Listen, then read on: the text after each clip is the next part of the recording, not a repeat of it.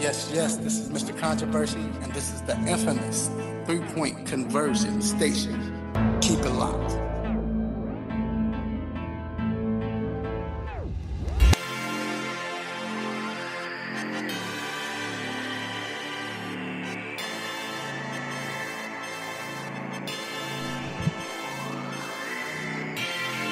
Yes, we are back inside the three-point conversion sports lounge.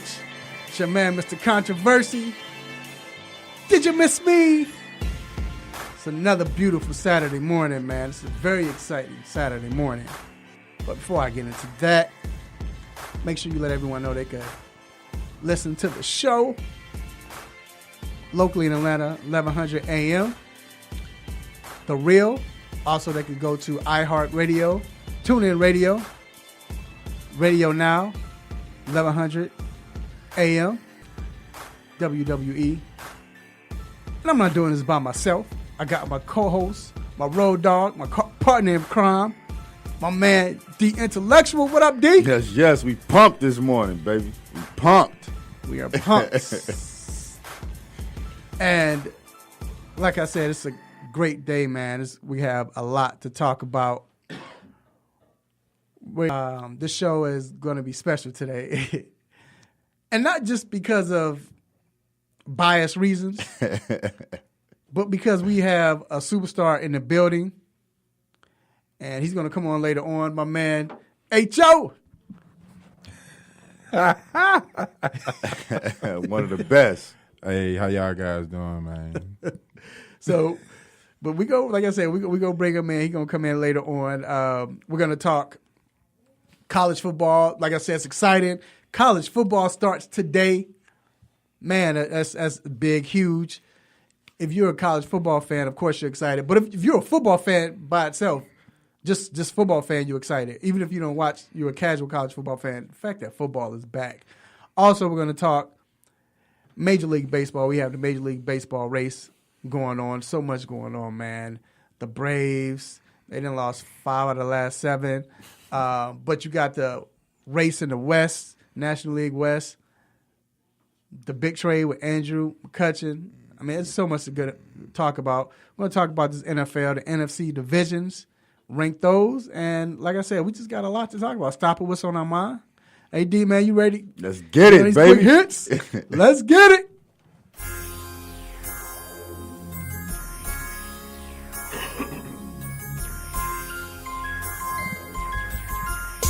Shout out to Sharon Beach. I'm on the beat. So, first, breaking news that came, I guess it's not breaking news. If you've been under a rock. It's crazy because Khalil Mack has been traded to the Chicago Bears. Right now, the Chicago Bears are negotiating a major long-term deal. Hey, man, I'm going to just tell you this. I was driving. I just had the radio on. And the dude said it so casually. He was like, yeah, can't wait for college football. Oh, before we go to break, breaking news came out. It's been reported that Khalil Mack has been traded. You don't say that like that. But look, when he said it, I was on the edge of my, like, who is he going to? I'm hoping, but I'm like, and he said knows? Chicago Bears, man, I almost crashed my car. I started yelling. People were looking at me like, what's wrong with him? I missed my exit. I was lost. You don't say that casually. You don't say that casually. No. You holler that across the mountaintop. Right. but quickly, for real, what do you think this does for the Bears? Well, we're gonna get into that. Yeah. What did you have to say about the way Oakland handled this? I don't like it. I do.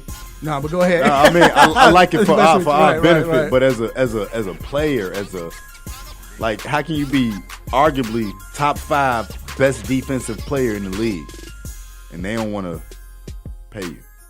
Yeah, that's ridiculous, man. And then, like you said, John Gruden, he came out earlier, said he spoke to Mac, earlier when he first got signed, but because of the contract negotiation and all of that situation, he said he don't want to talk, he don't want anything to say with him. Want to know my biggest thing with that? He was still under contract with your team. So you still can have conversations with him and talk to him as a Right. coach, let's say he was a free agent, right? And he was discussing contracts with other people. Then, hey, I can kind of, even still, I think your coach should talk to your star defensive player. It just let you. It's horrible, but well. Moving on. Thank you. Right. Thank you. Serena Williams put a whooping on her big sister, like she thought about the time when Venus didn't let her play with the Barbie doll, and whooped her in straight sets, 6-1, then 6-2. Whew. To not say we didn't expect it, right? Because we kind of expect Serena to, lately she's been really dominating Venus, right? Mm-hmm. But I don't want to take nothing away from Venus because we know how great Serena is, right? I think so only gonna sound funny, right? She only has about 20-something more single titles than Venus. I think Venus is at 49 or somewhere in that magnitude. Like it's a difference, right? But Venus is still great in her own right. And I think because Serena is so great, we don't appreciate how great Venus still is. I understand that, but we're talking about this match here, and she got whooped. Keep it real. I mean, We're not giving nobody definitely. consolation prizes. The last matches they've been in, it hasn't really been too much of a competition. But this one like this, wow. She dominated. What she won? 2 games? I told you 6-1. Yeah, 2. That's 3 games total. That's it. Yeah. Horrible. Moving on. Usain Bolt made his debut yesterday in Australia playing soccer or football. Man, what you got to say about this? Like, it would be crazy to see him on a break. Like, we're in Atlanta, so Miguel Almiron, he's probably the fastest guy for the United, and he a beast. To see him live, he's fast. Right. But to see Usain Bolt dribbling that ball down, man. But controlling that ball and running at that same speed, 2 different things. So you gotta, you know what I'm saying? You gotta see. But if not he can, saying that he not gonna run like he running a 40 or 100 meter. Miggy runs like he running the 40 because Miggy be fast. And you also got to figure, it's not like Usain just learning how to play soccer. Yeah, he's been knowing how to play. That's what happens in Jamaica. Soccer is huge. Right. So if he can control his speed, man, he could be a whole problem. Yeah. And we great round here anyway. We do things like that. You know what I mean? So I don't expect him to do nothing but succeed. Right. Moving on. Another crazy trade. Toronto Blue Jays traded Josh Donaldson to Cleveland Indians. I know Donaldson's been out most of the year, but still, that's a big bet. That's a big bet. Third baseman, that's a big bet. But where do you fit him in? And it's kind of like that. You throw him at the DH? He was good at third, because who that third baseman now is? Who you got at third? I would throw him at third. Ramirez. Would you take Ramirez out? What he hitting? I'm gonna pull it up now. But it was Josh Donaldson. You know what? You're right. Matter. I would put right now. I would put him at DH for right now, just to be safe, just because of the fact that you don't want to mess up the chemistry what you defensively. got going on? And then you work him in. Once Ramirez he get an error or something. See ya. You say one error, huh? Holla. You say Ramirez, right? He batting 288 with 37 home runs and 94 RBI. Right, that's what I'm saying. But I'm saying I would put him at DH. I would put Ramirez if he makes an error. I would put Josh at third and put Ramirez DH. Why now? Shoot, Ramirez might hit better though. What I'm saying is, why now? He batting 288, 37, and 94. Don't touch nothing that's not broke. You put him at DH, he might lose his swing because he's not active at third base. You know, being active in the field, it gets you ready. But I feel you, but it might help him out. What too. has Donaldson done all year? Listen, but it might help him out too because Ramirez now he's concentrating on hitting. And man, you know, like you said, because it's a lot. You sweating outside, but you hot. But it gets you in. Yeah. You know what I mean? Like it gets you active, right? Put it like this: It's a great problem to have. It's a great problem to have. It's the same with Daniel Murphy, like we were talking Right. about with Addison Russell. It's a great problem to It's have. like, and what then you look gonna what do? happened. Hayward got hurt, and now you're going to put Zobrist out in the field, and you still be able to make your moves because Right. So, like I said, either or, they're good. who knew that boy was hitting like that, though? You didn't know that? Man. Ramirez is killing. Whoa. Yeah, that's might be MVP. Whoa. Should be MVP. But anyway, Yeah. moving on. JD got that on lock. Nick Saban says that both Jalen Hurts, and he put the slash, so that says or, but he said basically everybody's saying is Jalen Hurts and Tua is they're playing. They will be both playing today versus Louisville.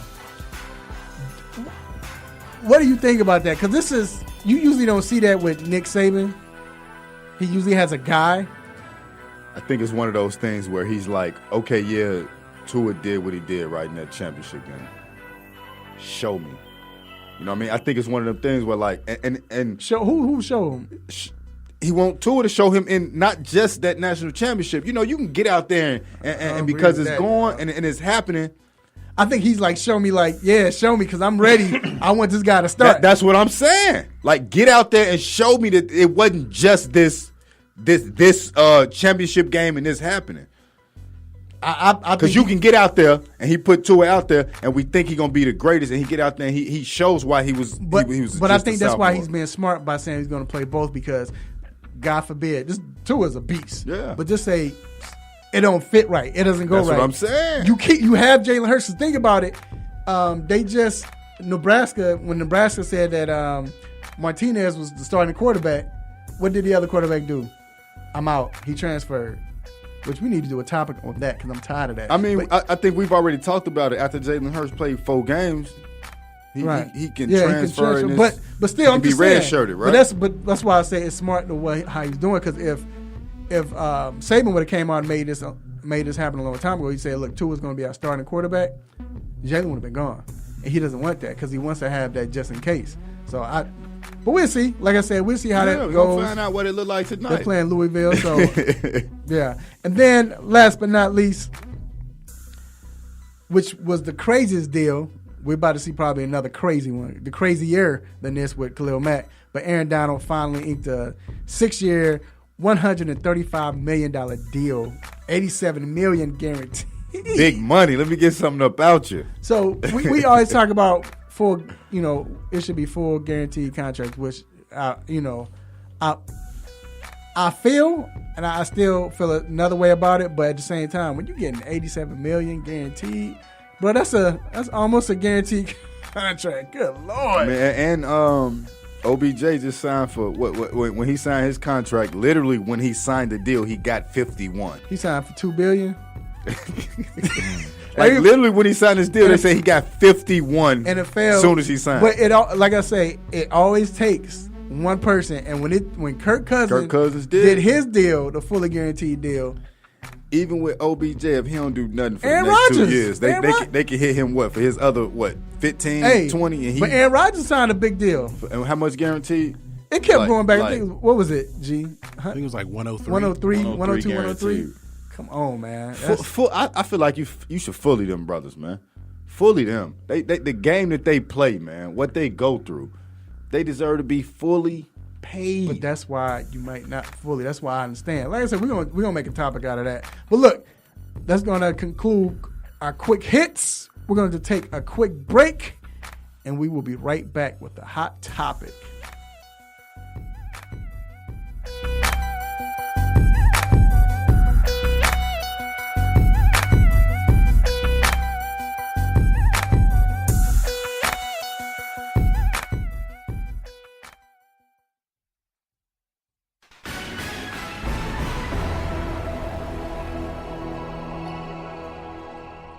Hello, I'm Devin Baker, and this is your sports news break.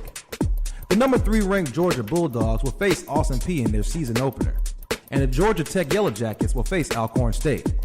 Over in baseball, the Atlanta Braves were at home Friday night, and they lost 3-2 to the Pittsburgh Pirates. The Braves have lost 5 of the last 7, and Ronald Acuna Jr. has hit his 22nd home run. In women's basketball, the Atlanta Dream are 1 game away to advancing to the WNBA Finals. Tiffany Hayes helped the team win the victory 81-76, adding 23 points of her own. Moving over to soccer, the Atlanta United will travel to the nation's capital as they face DC United Sunday morning. Make sure you follow the 3-Point Conversion for all your major sports news and updates. The 3-Point Conversion, where fans' opinions matter.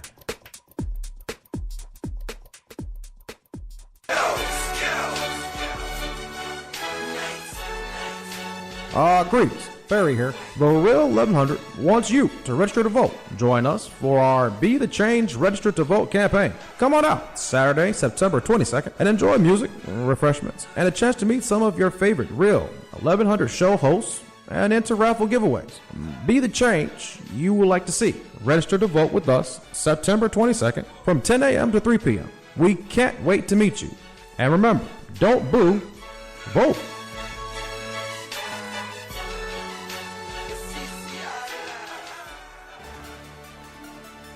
Hey, what's going on? It's your man Terrell Thomas. We out here right now. Big up, shout out to the 3-Point Conversion.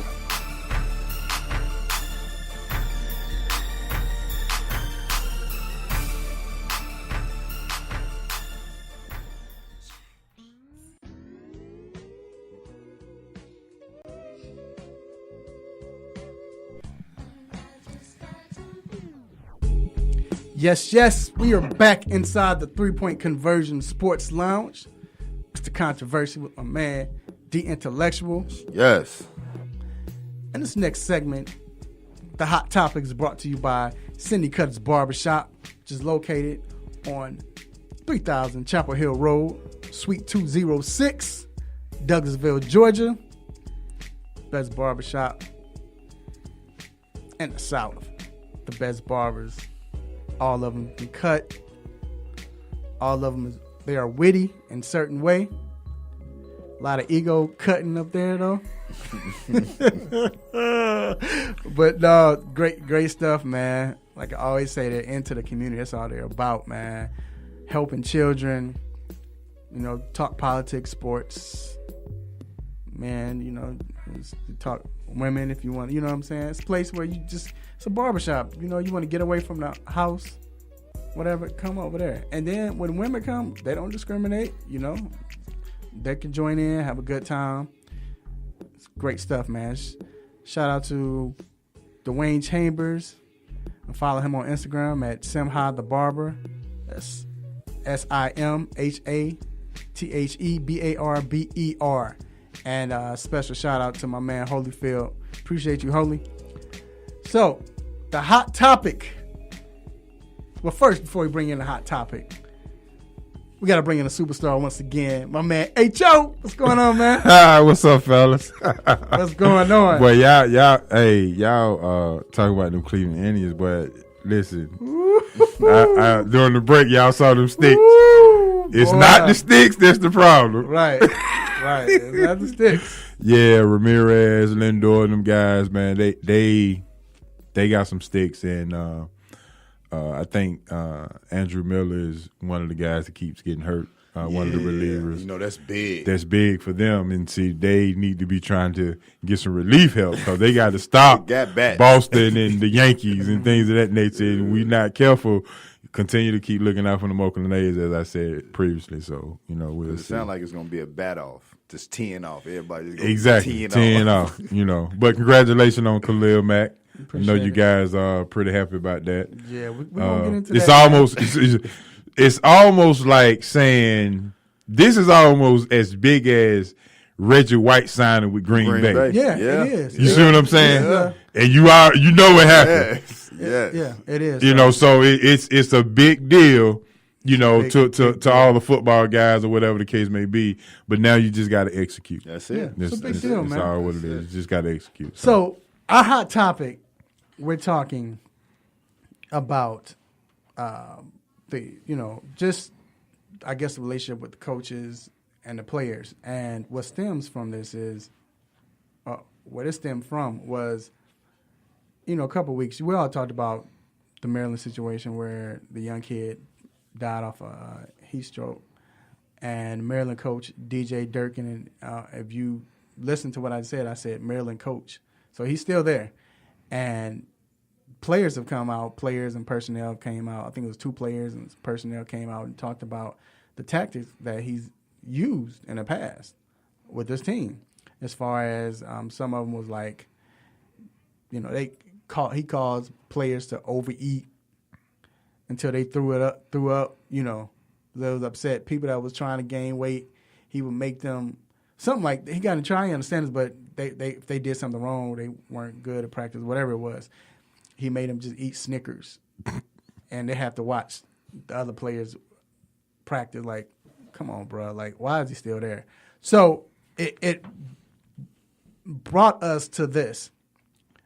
When is going too far going too far? We know that's going too far. But when I'm talking going too far, I'm talking about getting in the player's face. And I'm saying it's going too far. I'm just saying when is going too far going too far. When is it considered a get in the player's face, maybe shove them, tactics to get them rejuvenated. When is it? Like, what do you think? So first I want to say his name a couple times. Jordan McNair.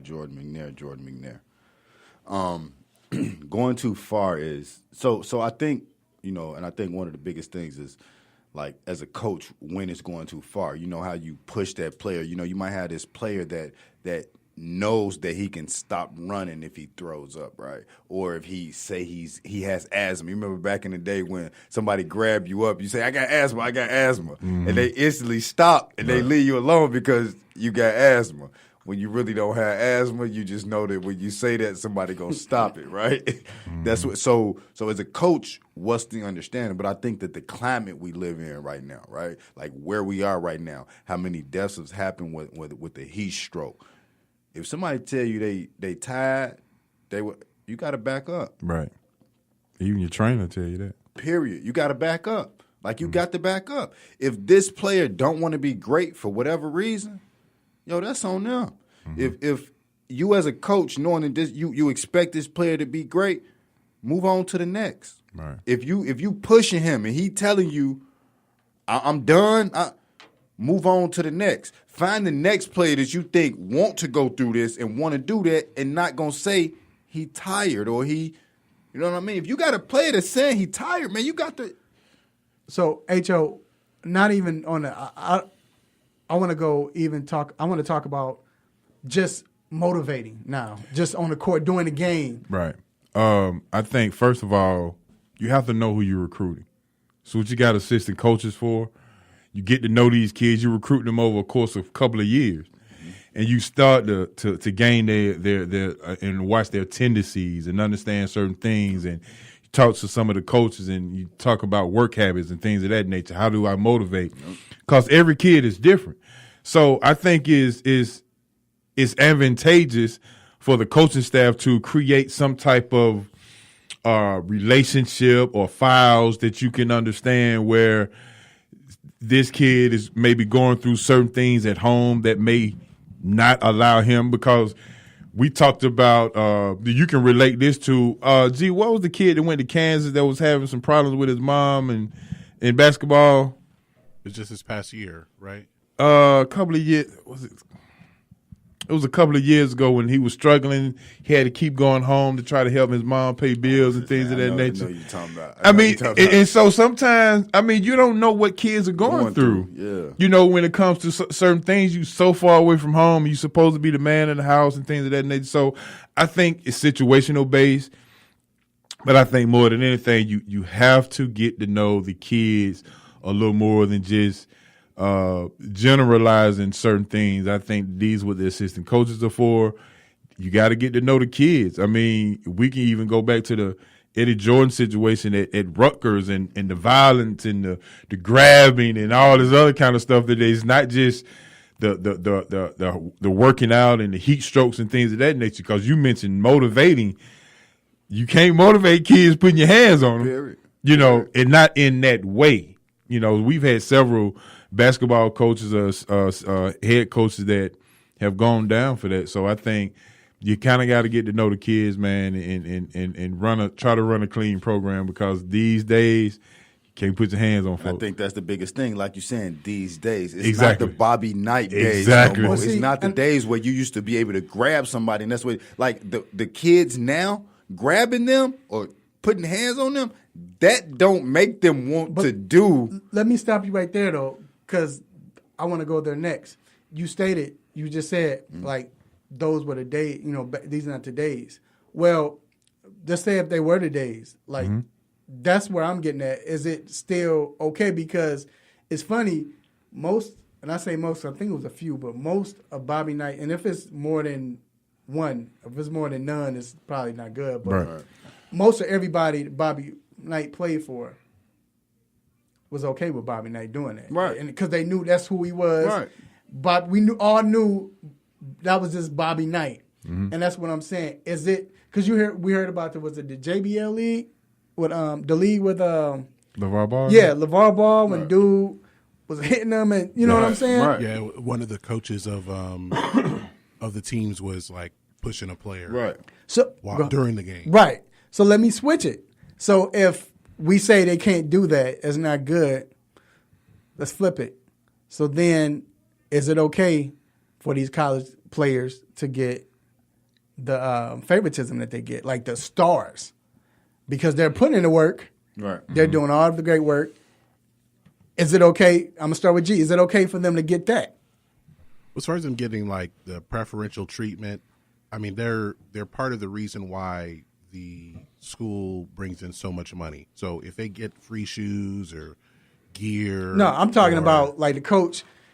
You don't have to practice today, or you can sit down, or we give you 5 extra minutes or something. Does that happen on the college football level? Sometimes they do. Yeah, it's hard for me to believe something like that. They get special treatment where sometimes they don't have to do everything like they have to. If they're running laps or whatever, sometimes they. But if that's not, I mean, even if that is the case, I think that what we all expect that as fans or the players expect going into a program is to be treated like a decent human being. That's the first thing. I think that's what they would want, first off, okay, yeah, we're going to practice. It's going to be hot outside or it's going to be in the rain. We're going to play in the rain. We're going to play, hot Saturday afternoons or something like that. That's to be expected.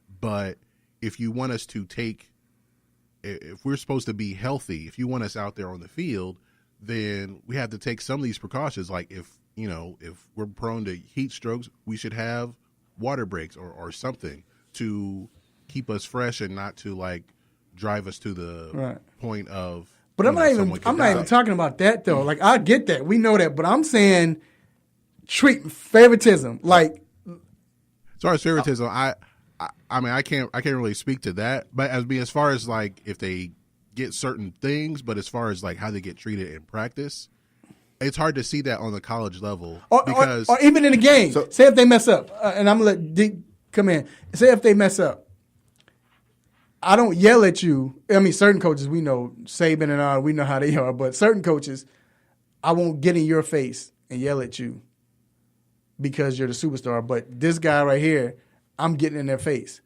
D. So I want to take it a little further, right? And what I mean by this, I think one of the reasons Trevor Ariza left Houston after he signed, where he went to Phoenix. Yeah. He went to Phoenix, right? Signed after he signed, right, he came out and was talking about favoritism. Mm-hmm. He talked about going to dinners and doing certain things where star players didn't have to come, didn't have to do this, didn't have to do that. I think underneath, like players may not talk about it in front of the coach or nothing like that, but it affects the team. Yeah, that's a good point. But and he a grown man. I know, Stop right? acting like that, dog. Come on. But it's literally exactly what you're saying. Yeah. And that's kind of off the court, and I know we got to go. But I think you have to define favoritism at some point, because I think in AAU, daddy ball, that's favoritism. Yeah. You see it all the time in daddy ball, but when it comes to how do I get to motivate certain people, well, some people just shut down if you get in their face. You got to know your player. You got to know your player. To get to know your player. And this goes beyond just sports, right? When you're even a manager or a supervisor somewhere, right? You're a head coach. We can say in that manner, right? Right. You have to know your team, right? But isn't it the other way around? You have to know your coach as well. Like they knew who Bobby Knight was. Right. You know what I'm saying? And most of them kids went there saying, I want my kids to get Coach R. Right. That's what I'm saying. Like, but it works both ways. But do that come off as the coach when he's recruiting? Does that happen when you? He has to know. When you go away, right? When you go to the team, exactly. It change up, and you wasn't doing that when you was exactly. You know what I mean? Just like Trevor Reason, I'm not the superstar, so why am I tripping? Right, because I'm not James Harden, so it ain't no biggie. We're gonna take this break. I still say, stop crying, dog. You a grown man. I understand. I agree. That's what I'm saying. You a grown man. You upset because you got to go to dinner. Stop going 0 for 15 in the Western Conference Finals. Not if it's a team dinner. If it's a team dinner, no. Stop going 0 for 18 in the Western Conference Finals. Hey, Jimmy Johnson said Emmitt Smith did never have to come to practice. Never had to come to a team meeting. And I feel that with. Am I right, G? Yeah, Bobby Bowden the same way. Yeah. I mean, we're gonna take a quick break, man. We'll be right back. And I guess it boiled down to show up.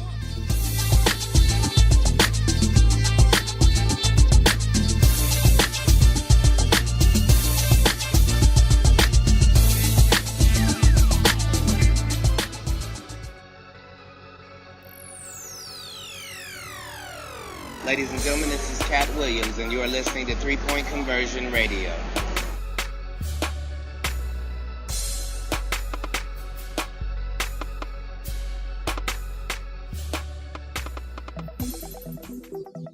Are you tired of limiting yourself from tasty food because you want to eat healthy? Well, Salad Express will fix that problem for you. Salad Express is a gourmet salad and grill restaurant that gives you multiple options to satisfy your taste buds and keep you healthy. They have over 40 toppings, which are all cut fresh daily, and 7 homemade soups, including chili. You can also order hot sandwiches and wraps, with choices like grilled chicken, steak, salmon, and shrimp, which can all be added to salad as well. Go ahead and visit them today at 1055 Mansell Road, Suite 600 in Roswell, Georgia. Your taste buds will thank you.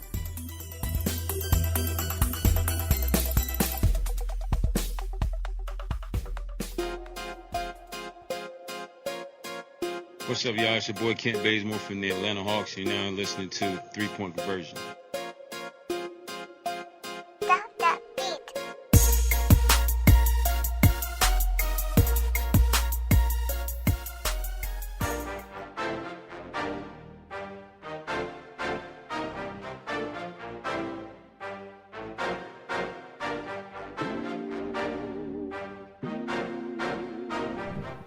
All right, we are back inside the 3 Point Conversion Sports Lounge.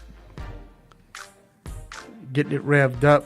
It started to be that day today from the beginning, even before the show, and just carrying on. So, now, like I stated earlier, college football is back. It is back. Football is back, man.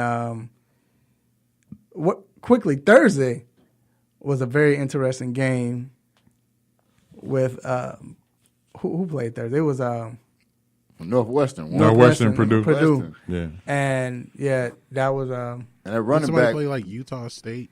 That was last night. That was last night. Utah State played. The running back that got down was coming off a torn ACL in December. Mm-hmm. And he came out and yeah.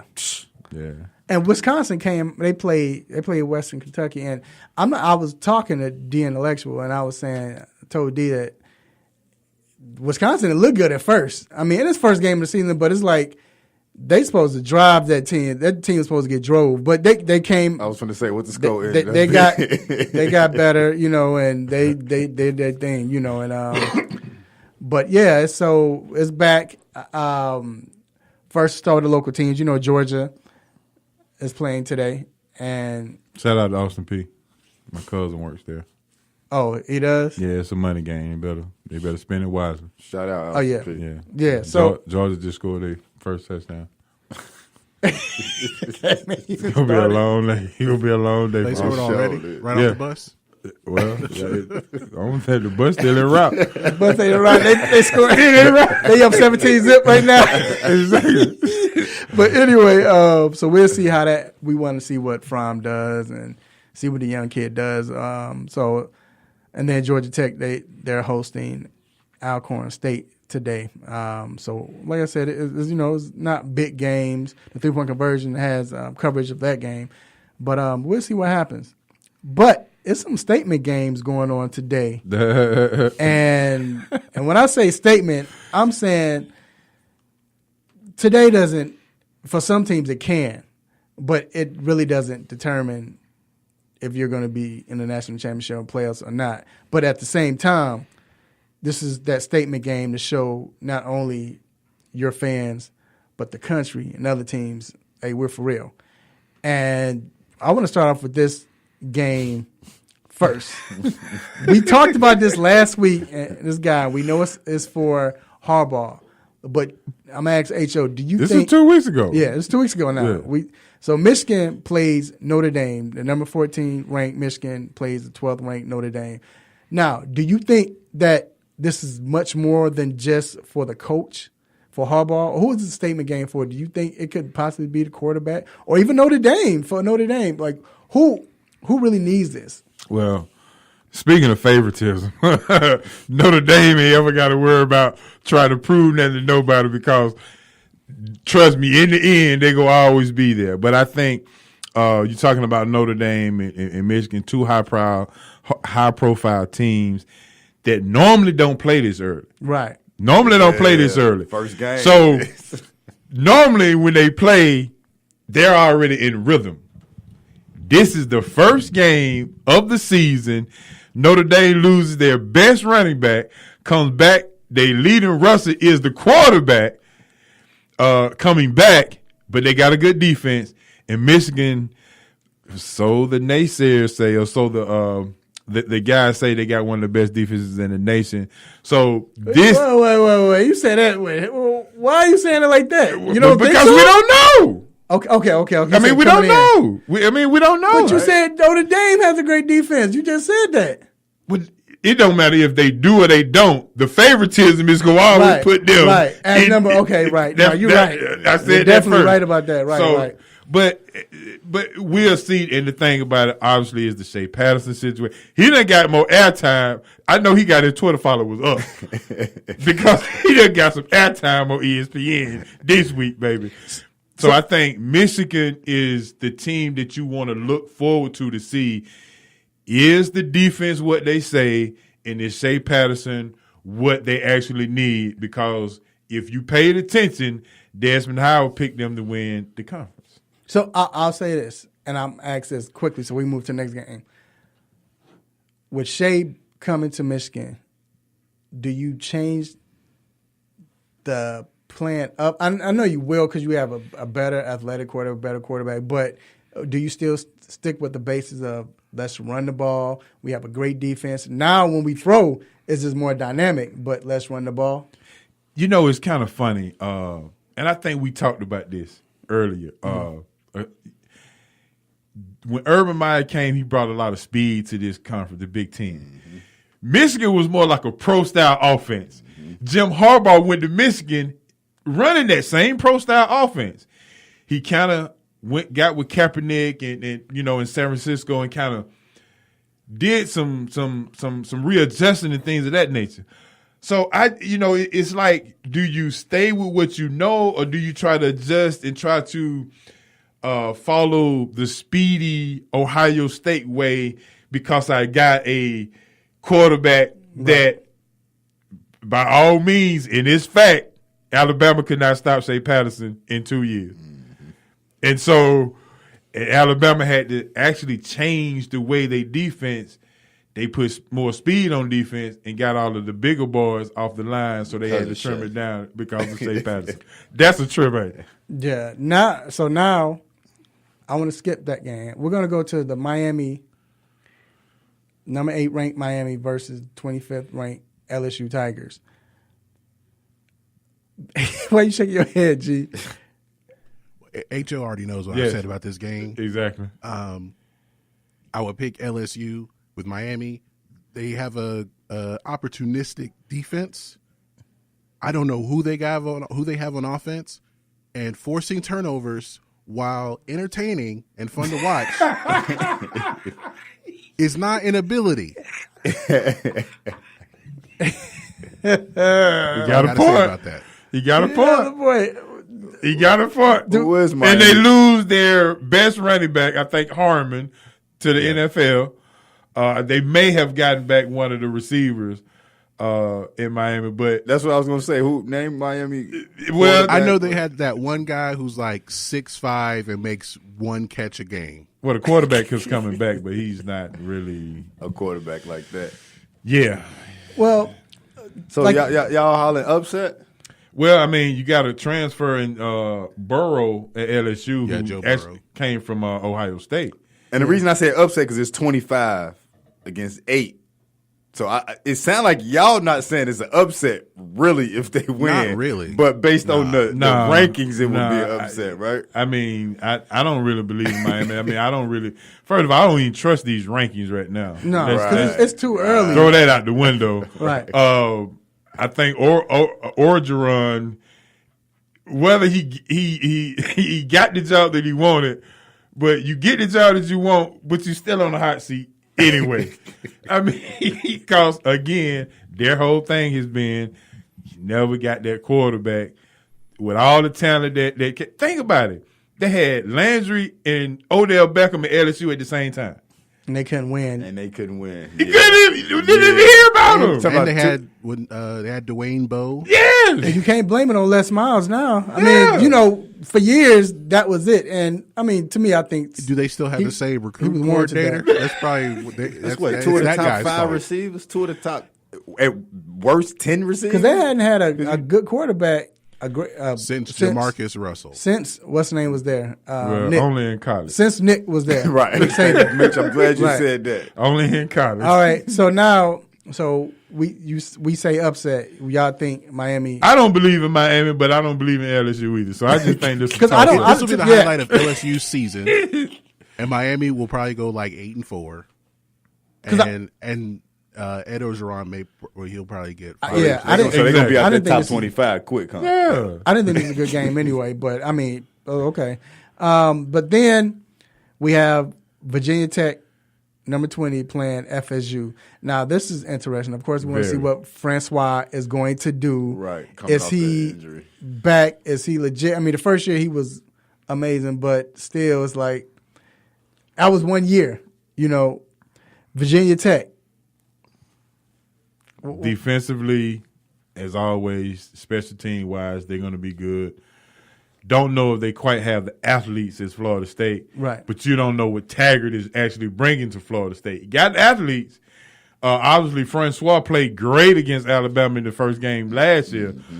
You got Cam Akers coming back, who they had to actually lean on last year when Francois went out. So it's running back, but they had a lot of talent in Oregon with Taggart, and I don't know if he actually executed all of the talent. Well, they're trying to change the system because that was his 1 year there. Yeah. And that was the thing. Do you think the players will believe in Taggart? I mean, he just get in there. Right. Some of the players that are there was there with my man Jimbo. Jimbo. We'll see, because Virginia Tech, as long as Beamer was there and then with their new coach, they're going to muck up the game. It's going to be low scoring, like 13-10. Block punt. Nasty game. And so who's going to block a punt or a kick or something? Exactly. So now the game of I think is the game of the day is Washington and Auburn. That's here in Atlanta. Yep. So traffic's going to be crazy. Not just for that. It's supposed to be 750,000 people here this weekend. Yeah. We won't mention all the other. Right, all the other. Yeah, but it's not our job. Quickly. Washington, watch out. Chico McClatcher, I told you about Wednesday.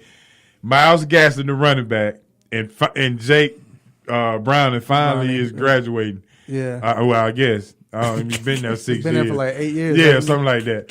But they lose their top receiver, but McClatchin obviously was there 2 years ago with Jake Browning. So I think you got to watch out for Washington in this game. I'm not quite sure if I trust Auburn. Auburn last year had 3 chances to get into the Final Four. And they just each time. Yeah, I mean, Auburn always been that team to me that's just, except for that year, and even that year when they won the championship, it was like, and they played well in the championship game, but it was like off some luck to me. What's their identity? I mean, it's because they run the ball, but it's like they still want to pass the ball. Yeah, but they gonna blame they didn't have their top running back, in these big games from last year. But I don't. Jarrett Stidham is supposed to be the guy at quarterback. I don't necessarily trust him.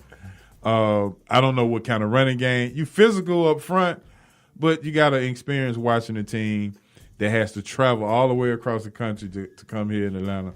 Hopefully they didn't get here too early to get involved in some of these nightlife situations or whatever the case may be. But I trust Chris Peterson more than I trust Gus Malzahn in the opening game. 30 seconds. Browning. I don't think he lived up to his hype. Right, I agree. Do you think he puts it together this year?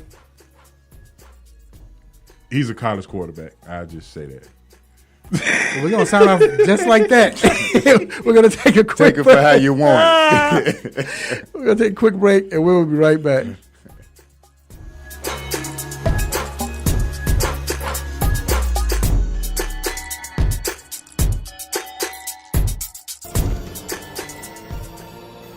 Hey, this is Gary Payton. Y'all listen to 3 Point Conversion Radio. It's the bomb.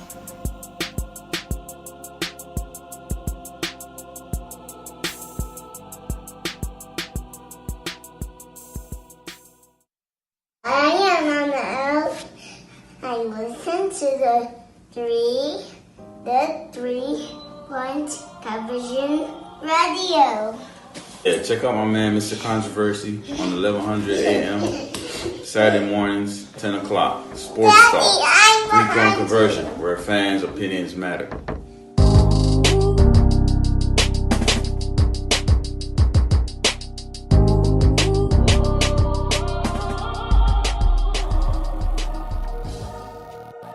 It's time to get in the mind of Mr. Controversy and the Intellectual with What's on My Mind.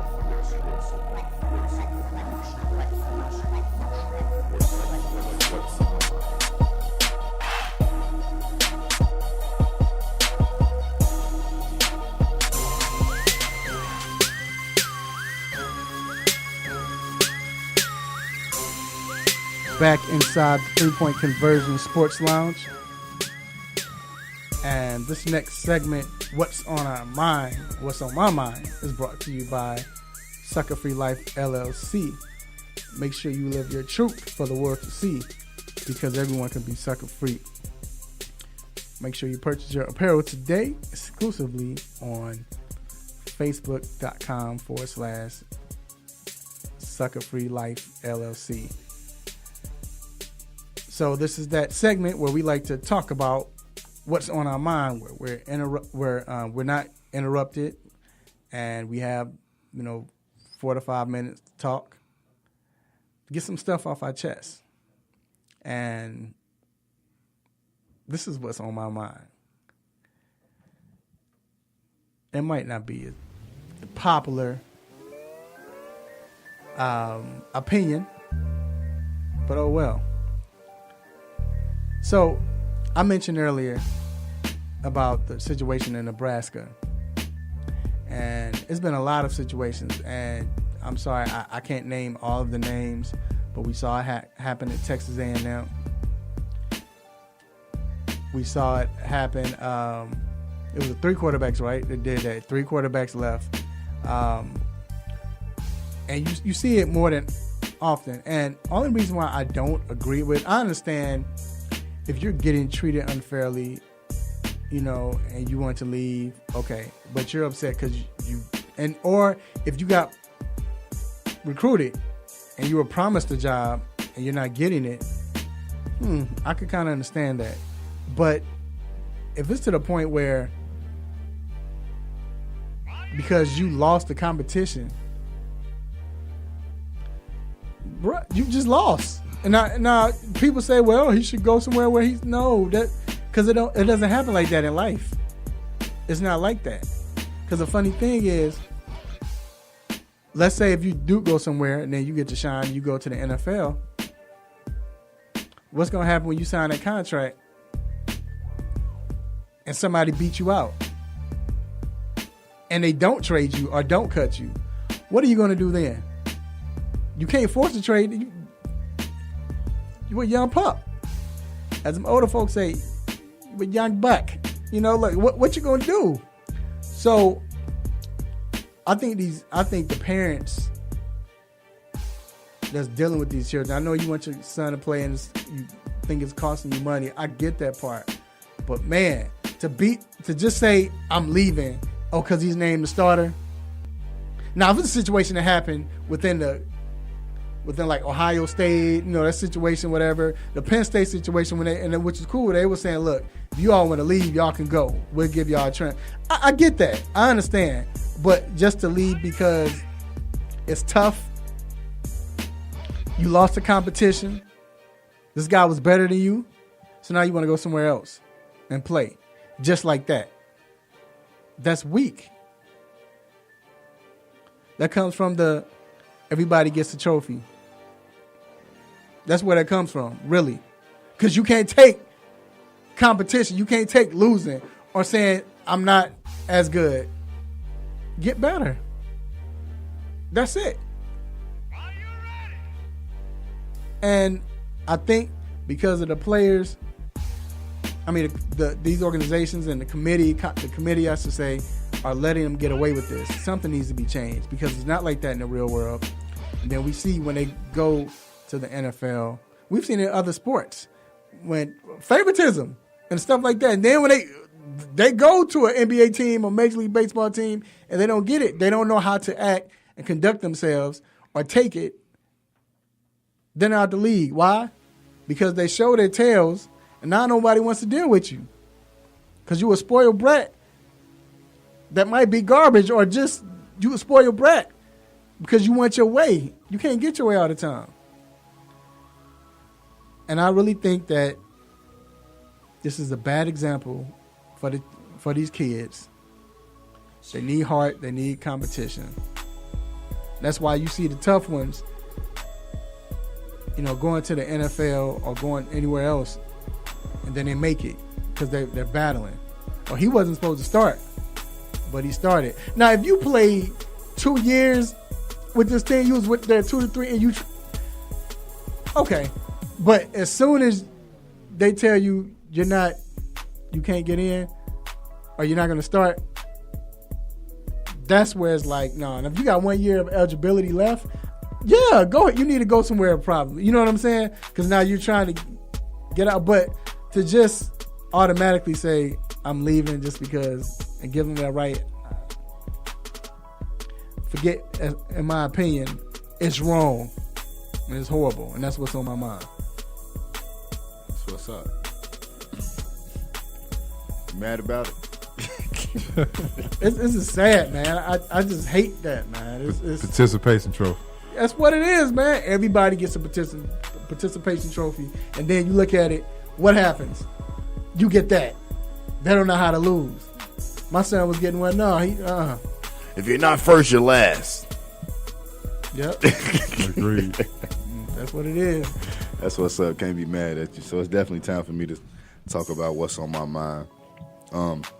This week, a new show came on, a new episode called The Shop, new series.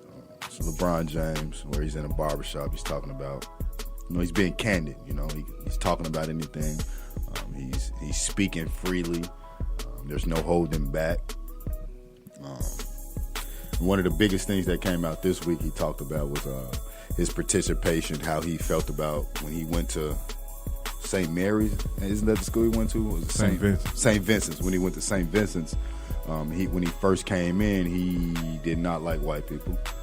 That might have shocked a lot of people. I'm sure it made a lot of people feel a certain type of way. That's one of the first things he talked about was how he didn't, you know, where he came from, his climate was, you know, white people are against you.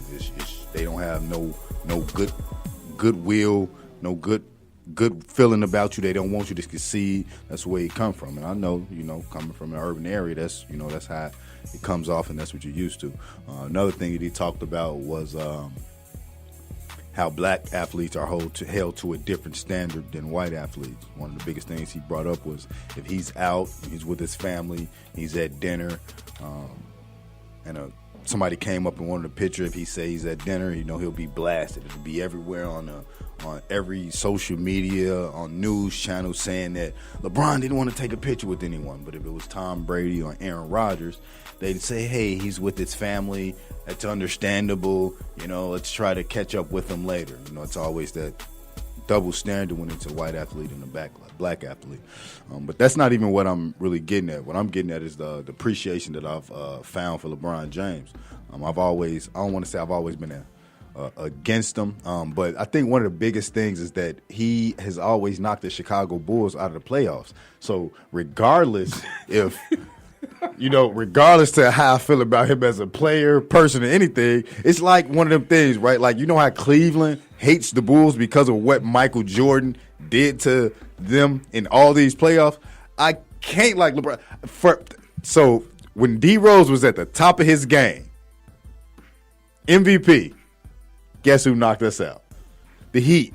Like, it's always was one of them things. I'm built to be against him, meaning against the team that he plays on, because he's always in the East. So that's where me being against LeBron, I guess you can say, come from. But as a person, you know, he has literally grown. We've seen him go from that 18-year-old that came in the league to that, 34-year-old, 35-year-old that he is now. And I always say, I think Cleveland was, when he first went to Cleveland, it was kind of his early years. He went to Miami, and he became a man. It was kind of like going to college because he never had been away from Cleveland, right? And then when he came back to Cleveland, he became a man. He solidified himself. I am LeBron, this who I am, and this is what it is. And I think this shot, what he's showing is who he is, and he's speaking up about things that, I think one of the quotes that he said was, he was sitting back and he was trying to figure out whether he should say something, and what came to his mind was, ain't nobody else saying nothing. None of my other peers are saying anything. Nobody's saying nothing about what's going on in society, so I'm going to take that step and do it. And he has done it. He's came out with the school. And his school is not just about the school. It's about the parents that may not have a high school diploma. He's working with them to get GEDs. He has a pantry for the kids to be able to take food home. So he's becoming.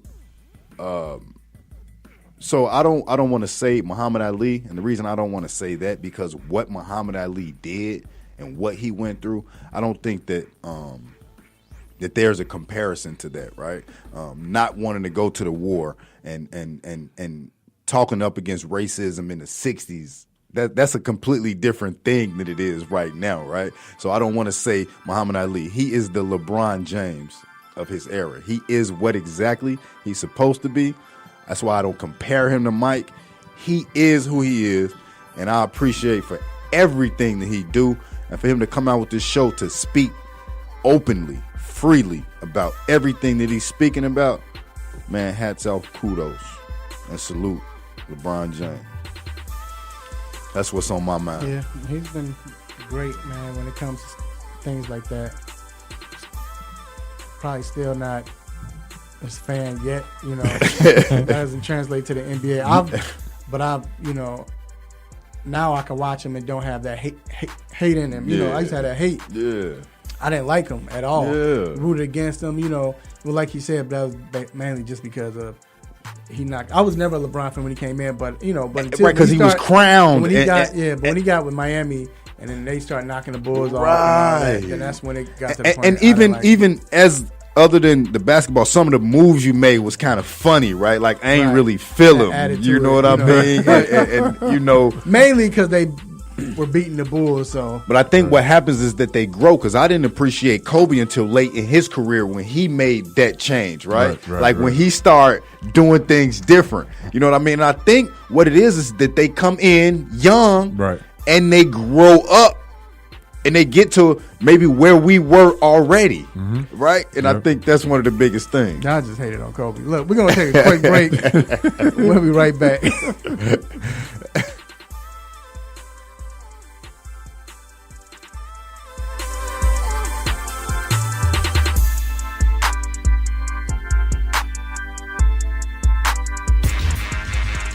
are tuned into WWE AM 1100.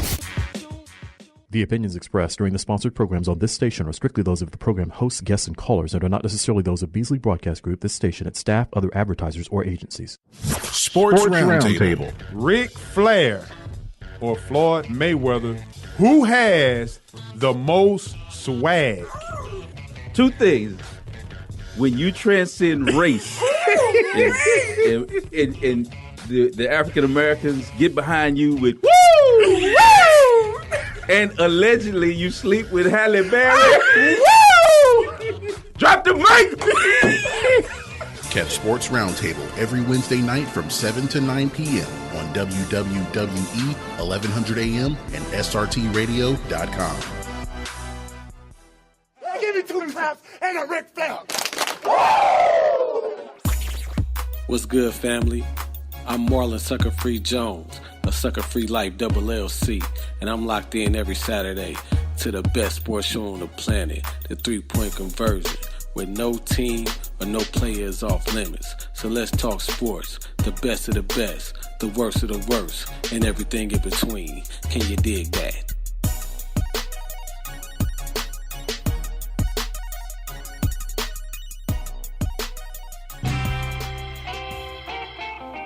No mercy. Don't let up on him. Go hard on him, Mr. Controversy. Hit him with the stop it button.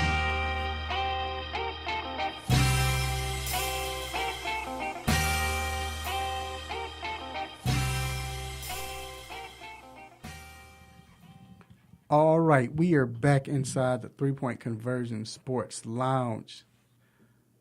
I want to thank everyone who's been listening and watching us on Facebook Live, supporting us. If you're listening, you can go to Facebook. If you're on Facebook and go to Facebook Live, you can see the show live.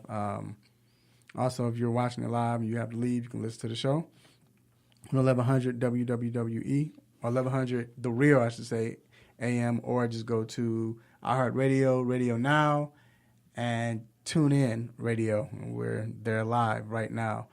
But like I said, I just want to I want to thank everybody and let everybody know we definitely appreciate them supporting us, man, just being there for us. So never go unrecognized. And I also want to give a special shout out to someone is fairly new, I guess, sitting in the chair right now, getting their haircut. My man, Abdul. What up, Abdul? Appreciate you for listening to the show, man. Getting your haircut, man. Hey, I know you're thinking of leaving Atlanta, maybe going to San Diego, but if you leave, bro, you're going to miss these haircuts, so make sure you stay, you know what I'm saying? But appreciate you for listening to the show anyway. And now it is time for the most infamous, the most famous Stop It segment. Stop it. That's good. Stop it! Stop it. Yes. S-T-O-P, new word, I-T. Stop it. Stop it. Get some help.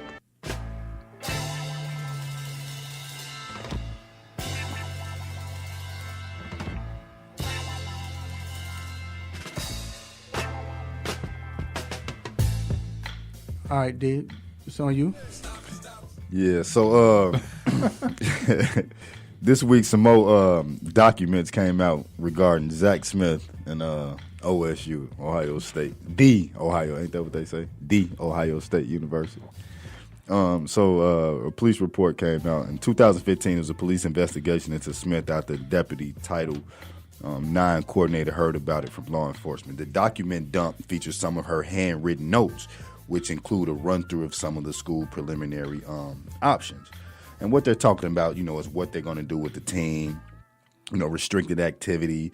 Lots of smoke have had financial issues. What would we do if this was a player? They're entitled to due process, restrict now, no recruit, no media, things of that magnitude. So one of the things that also was written was they were aware of the allegations allowing for due process. However, the way that allegations were spelled. Now, when I tell you this was sprawled across the media. This was everywhere. Allegations was spelled ALLIGATION. So I'm not sure if she was looking for alligator or what was really being looked for, but it definitely wasn't allegation because that's not how you spell it. So she definitely needs to stop it because this was everywhere. It's like a media whirlwind, and she spelled allegations like she's looking for an alligator. Wow. Stop it. Yeah. Stop it. This might Stop be. it. Oh, I'm sorry. My bad. This might be Ohio State stop it segment. Because I'm giving a stop it to this Ohio State period. Everybody involved. Just for the simple fact that for the 8th time, like Brett, I can see Brett Favre going crazy. Like, oh my God, they killing me with this. Why don't they make up their minds? Urban Meyer came out and said that he never lied at the Big Ten media day. He came out again and said that he didn't lie about it. And then Ohio State's back him up. Stop it. Why are we suspending him then, bro? What's the story? The story So it keeps changing. Let me get one more stop it. Another stop it is for. Stop it. Do you know that one of their somebody just quit? Right? Somebody just quit with OSU. You know why they quit? Because they felt like the punishment to Urban Meyer was not enough. Oh, one of the guys on the board. One of the board members quit. The one of the trustees. One of the trustees quit. Yeah. Because he felt like it wasn't the suspension was not enough for Urban Meyer. Man, that's what I'm saying. Stop it. It's a lot going on. Did he have $38 million to give Urban Meyer to buy him out? Right. Look, I just got a call. I got a text message from Ohio State saying, "Give that guy a stop it." Like you said, was he gonna pay out? Stop exactly. Anyway, like it's I think it's still gonna be more coming out, but because they've already suspended him, I think that's gonna be it on that side. But I think so much gonna come out, it's gonna be. Well, I think the not the president, but I guess it would be the president. I think 80. The 80. I think the 80. I'm sorry. He done survived. He got 9 lives. Gene Smith done survived. Oh yeah, twice. He made it through the trestle joint. Exactly. Yeah, so I think 9 lives. I think he might. I think they're gonna be coming for him next. No, he probably got something on somebody. Yeah, he got them pictures. He got something on somebody. When you got something on somebody, he got something on him. Because he didn't get you can do what you want. I got a little small stop it for some of these, I guess, people who just respond. Well, they react to certain things. 2 weeks ago, obviously, we was talking about the Michigan, the Jim Harbaugh and things of that nature, and then, I kind of took the liberty to have some conversations, hear about it in the community or whatever the case may be, and I was just stating facts, as we always do, and it bothers me when people say, "Well, who are they going to hire? Who's going to replace him?" Well, do you know Urban Meyer was not Urban Meyer at Utah? Right. You do know Nick Saban coached at Michigan State, where he wasn't the best coach in the nation, right? Uh-huh. You hire people who want to coach. Who can coach? Right. I mean, Urban Meyer and Nick Saban are considered the 2 best coaches today. But at one time, 10, 15 years ago. Do you know what Nick Saban's record was at Michigan State? Woo. I mean, so at some point. And Izzo was the man. Izzo was the man over there. Nick Saban was looking like second fish. Exactly. So all those people who really just don't understand sports and just responds or just reacts to that, give him a stop it. Stop it. Like you said, it all got to come together. It's not just about being a coach. It's about recruiting, coaches, players, all that. You know what I'm saying? Hey, we're gonna take a quick break. And we'll be right back with, is this really happening? We'll be right back.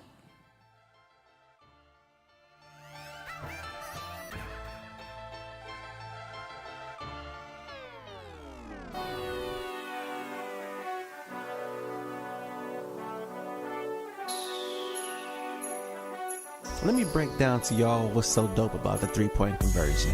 First of all, everybody is a fan of the game first. Second of all, everybody is a student of the game second.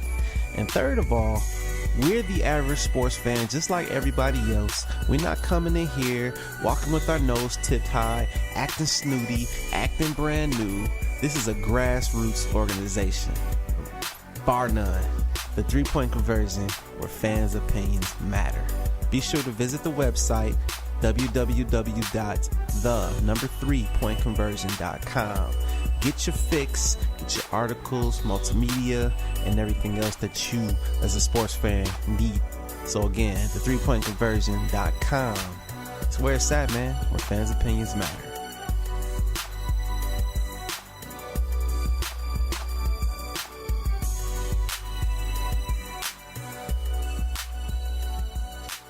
This is DNA Sports Talk. This is Don, the D and DNA.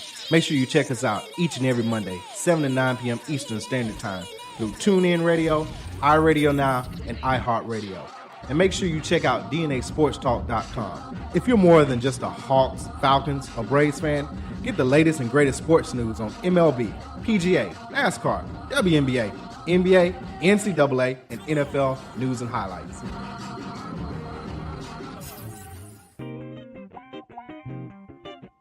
Sit back and relax. You're back in the three-point conversion with Mr. Controversy and The Intellectual.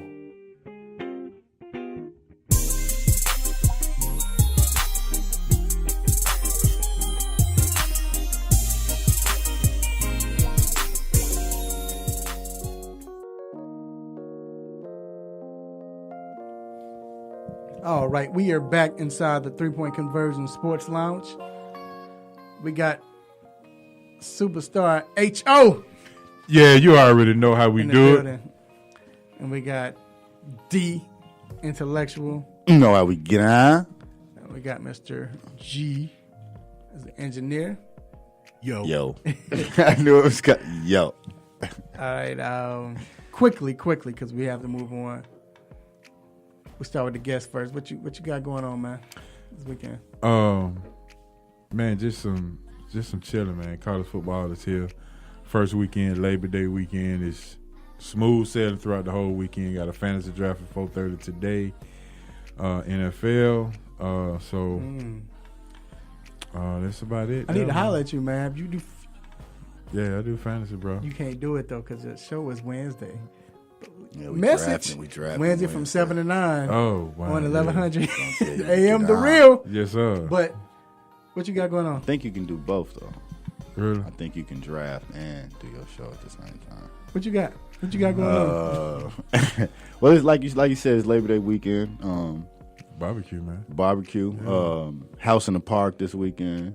So tomorrow, Grant Park, House in the Park. Should be real loud. You know, we from Chicago. House music real big. Got my best friend in town this weekend. It's a lot popping this weekend. This weekend crazy in the A. Luda Day weekend. Yeah. Stay out of that traffic. Oh yeah, I'm definitely going Uber. My man. What you have, Mr. Uber? I probably won't be doing that too much this weekend, but I'm going to a silent disco tonight. I want to go to one of them. I want to go to one with of them. the headphones, right? Yeah, you just. Yeah, it's at the Buckhead Theater around the corner, and they're playing all Prince and Michael Jackson. Might change my plans. So that's tight. What's the point of that? Because so what happens is, right, if I'm not mistaken, everybody had headphones. Yeah, and they'll have like different colors or different colored lights on them. So if you're listening to Michael Jackson, you might be saying next to somebody who's listening to Prince. So one person off beat and the other one just dancing? Well, you find the other people who have the same lights on their headphones as you to hang out with or talk with, dance with. Everybody and then that I if know you want to that talk to somebody, you take your headphones off, no talk music. at the bar, and you can hear each other. See, that part makes sense, but all the other stuff. I hear it's been one of the dopest. No, I heard a few people that went about to it yeah. that it's been dope. But if you're looking at somebody, just say if you see a young lady and you like, man, she look good, and you looking at her, you moving to Michael Jackson and she's dancing to Prince. You need to change your headphones. No, listen what I'm saying though, right? But no, right. But what I'm saying is, because you looking at her and you watching her move. And you mess around and get off beat because she's on a different beat. Well, you on a different beat. She know where she at. But you watching her. She know where she at. Right. But that's my point. You're watching her, and when you watching her, then you get off beat. You look stupid. She's looking at you like, man, what? You ain't even dancing on nothing. You just, I ain't gonna say it. You just off beat. Go ahead, G. I don't understand that, but go ahead, bro. All right. So, is this really happening? To where we find a couple of news stories that seem kind of strange, kind of bizarre. All right, so the first one, this happened in Tennessee, and a man was arrested because he threw something at his girlfriend very hard, and that projectile was a biscuit. I heard about this. A biscuit? A biscuit. He got arrested for throwing a biscuit at his old lady.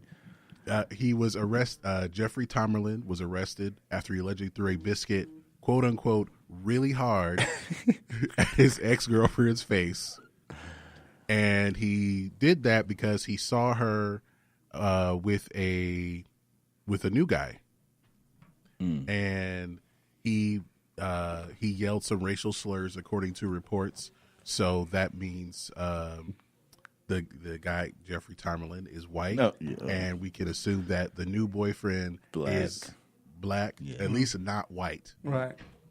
So when he saw them, he began punching the hood of the car and telling he's going to kill them, and of course some racial slurs, and he used the biscuit as a weapon. Well, I find it odd that you say that you're going to kill somebody, but throw a biscuit. That's just don't go together. I was just about to say that's like the softest. What you? But at the same time, that meant he was so mad he grabbed anything he could. The first thing he grabbed. I mean, but even with that, like Ajo said, right? Like you gonna kill somebody, but you gonna throw something. But I felt like it was premeditated. Like. Premeditated biscuit throwing. Like he went to Popeyes for lunch or something. He saw his ex-girlfriend. They weren't. No. Oh, so he saved the biscuit for them. Yeah. He saw them when he went to Popeyes, and he was so upset. He went home and he put that biscuit on like a napkin in the freezer too. Left it there for hours. But we know. I'm finna say, boy, the Popeyes gonna get mad. You saying the biscuit was hard. But we know. Well, it could be anybody's biscuit. No, but Popeyes biscuits. It was just room temperature. But look, Popeyes biscuits, room temperature. They sit for an hour or so. The mugs as hard as not just Popeyes. Any biscuit. If I go home right now and cook a biscuit, let it sit on the counter for an hour. But Popeyes, I'm knocking somebody out. But Popeyes biscuits be extra hard. But again, I'm riding with HO. How are you talking about killing somebody and you premeditating you throwing? If you're not throwing a spear, then you ain't talking about killing nobody. Yeah. Throw some hands. What did she do? Call the police, apparently. Just call the police. There hasn't been a report. No, he probably got arrested for assault. Well, he was arrested for assault, vandalism. I mean, of course, and public intoxication. But they were laughing though. What's like vandalism? Throwing a biscuit because he was punching the hood of the car. Oh, that boy got in trouble about a biscuit. Hold on. You go kill somebody throwing a biscuit. You punching the car just like punching somebody in football with the helmet on. I mean, really? Right. Who are you hurting? All right, before we move on. He need his little probation. Quickly, do you think that that helped Popeyes or... I mean, because hey, Popeye biscuits, they more than just eating. Or was it bad? Like, oh my God, biscuits so hard. He knocking folks out with the, that's wow. Yeah. All right. So the other story, and we know that D and Mr. Controversy are Bulls fans. Yes. HO is a Hawks fan. Unfortunately. Man, they coming up. Go ahead. But I don't see any of you selling your fandom for any reason. Heck no.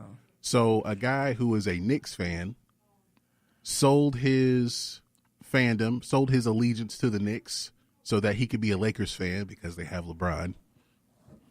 And someone actually bought it. Someone actually, he auctioned his fandom off on eBay, and someone bought it. Wait, what? Wait, how much? What's the ticket going for? So it was at least $3,000, but there were some terms. So the guy who bought the fandom, has a YouTube channel and felt that it would be good content to buy someone's fandom, and he presented some terms. I mean, but what is he buying though? He finna come with these terms. That's why I'm over here trying to see what that 3,000 worth. So he can put this on his YouTube channel, basically. But he will, the guy who sold his fandom has to attend 2 home games for his new team, which is now the Lakers. 1 home, 1 away, and he has to place a $500 bet that the Lakers will surpass their over/under win total, which I think is at 48. And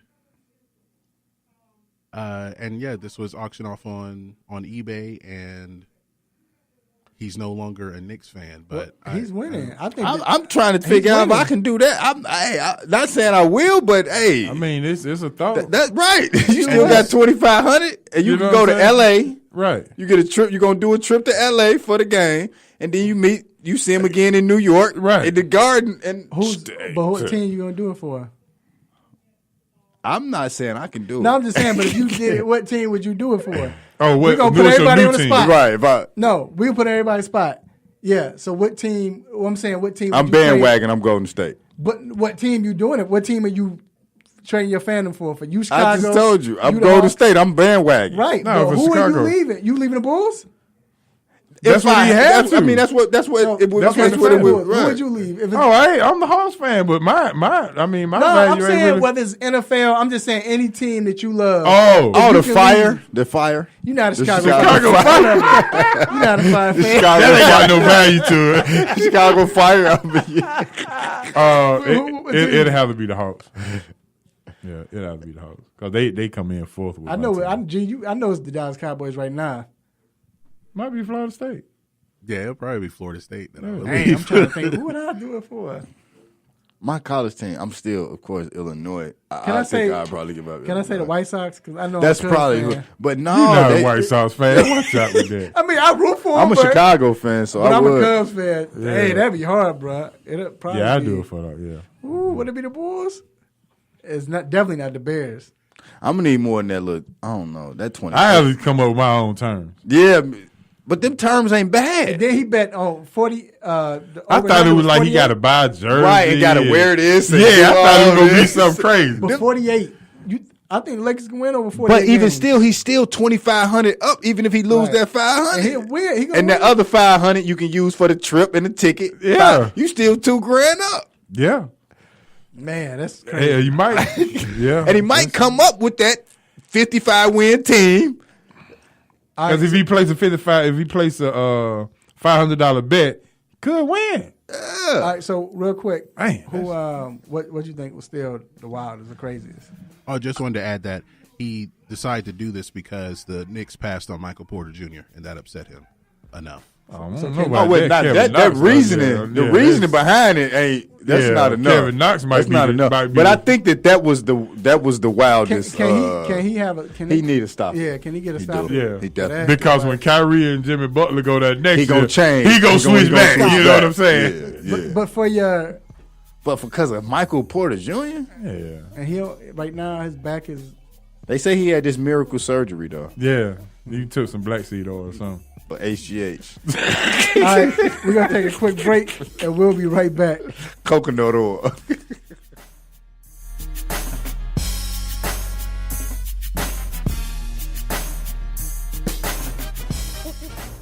What's up, man? It's Meta World Peace. Shout out to the 3-Point Conversion Radio.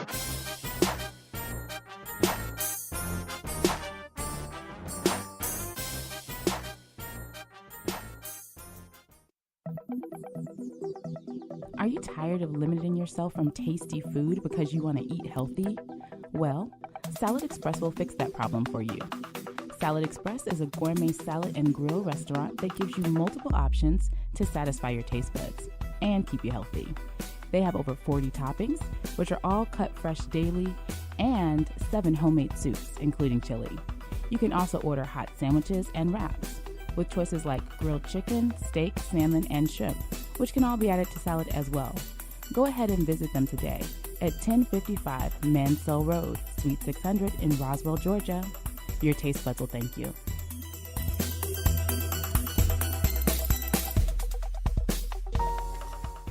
Hey, I'm Diana Taurasi from the Phoenix Mercury, and you're listening to the 3-Point Conversion Radio.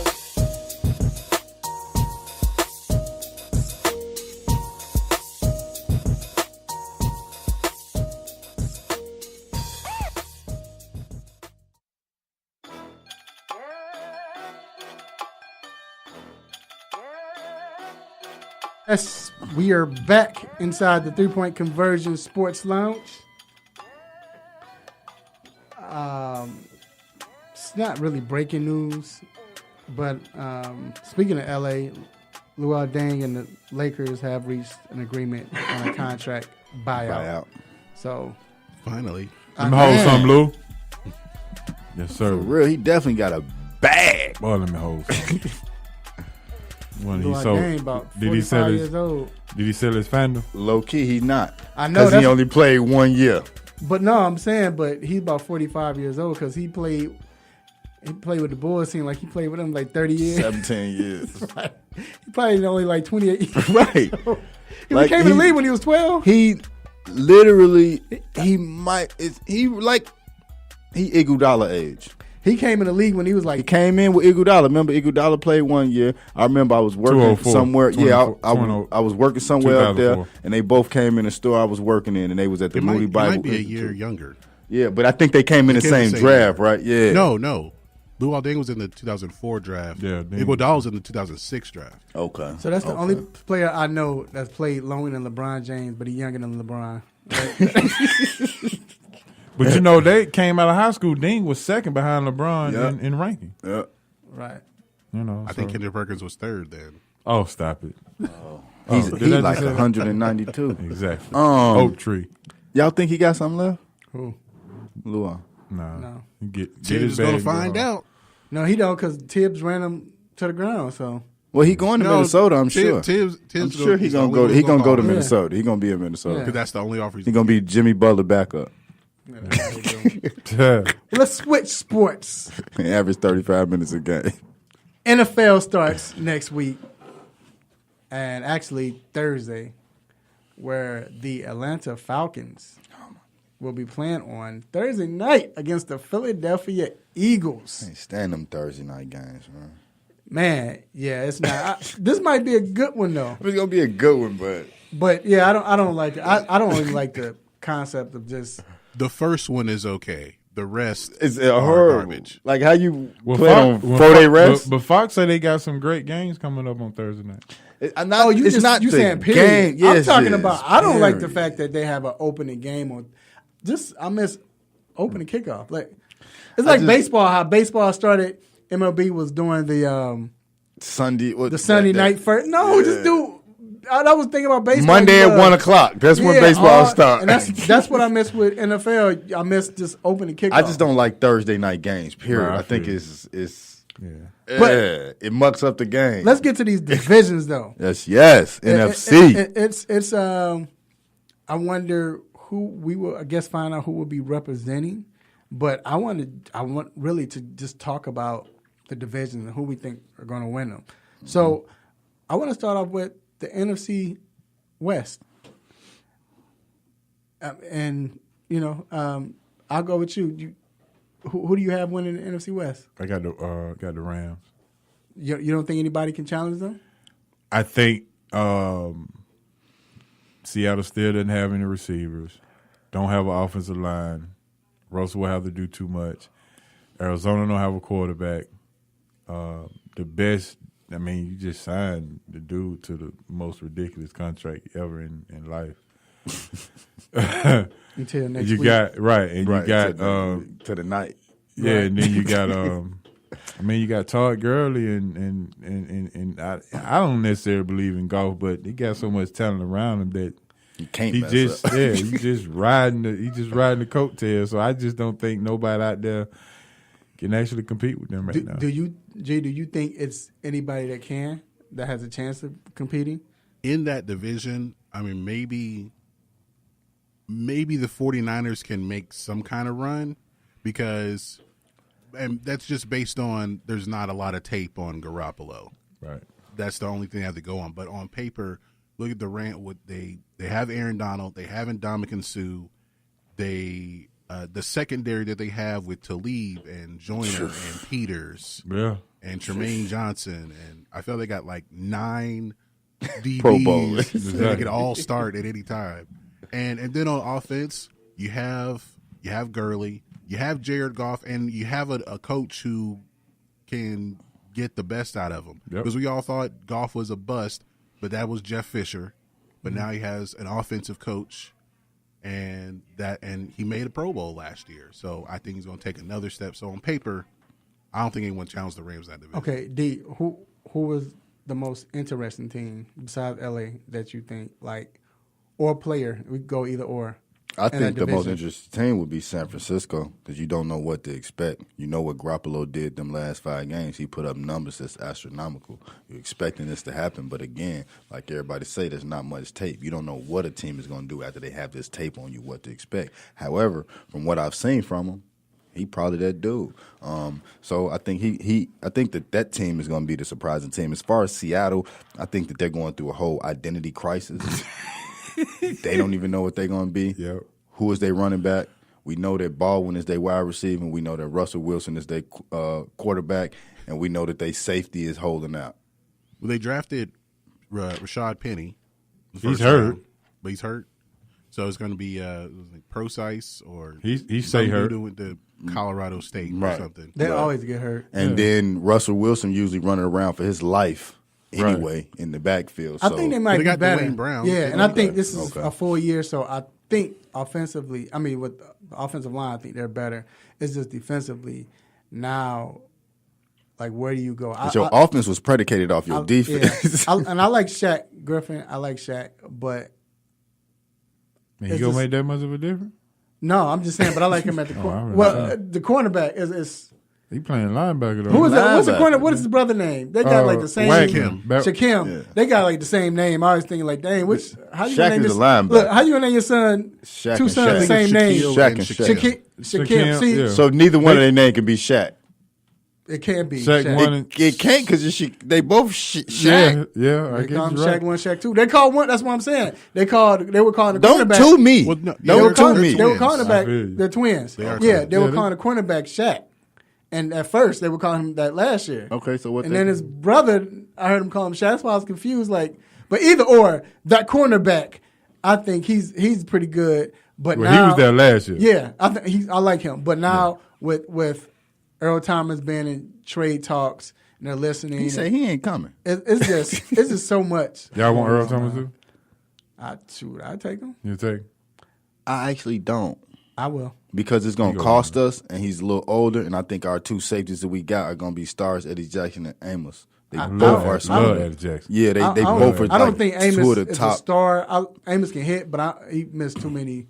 But either or, but that's like I said. I think Seattle, like you said, the crisis they have is defensively. I think, but I agree with you all. I think LA should run away with this. Now let's go to the NFC North, and of course we talked about the Bears, what they just did, but to me this might be the South is hard too, but this is another tough Toughest division because Minnesota. I mean, to me, we don't know what Kirk can do, but I think they've upgraded with Kirk Cousins, and Diggs is finally healthy.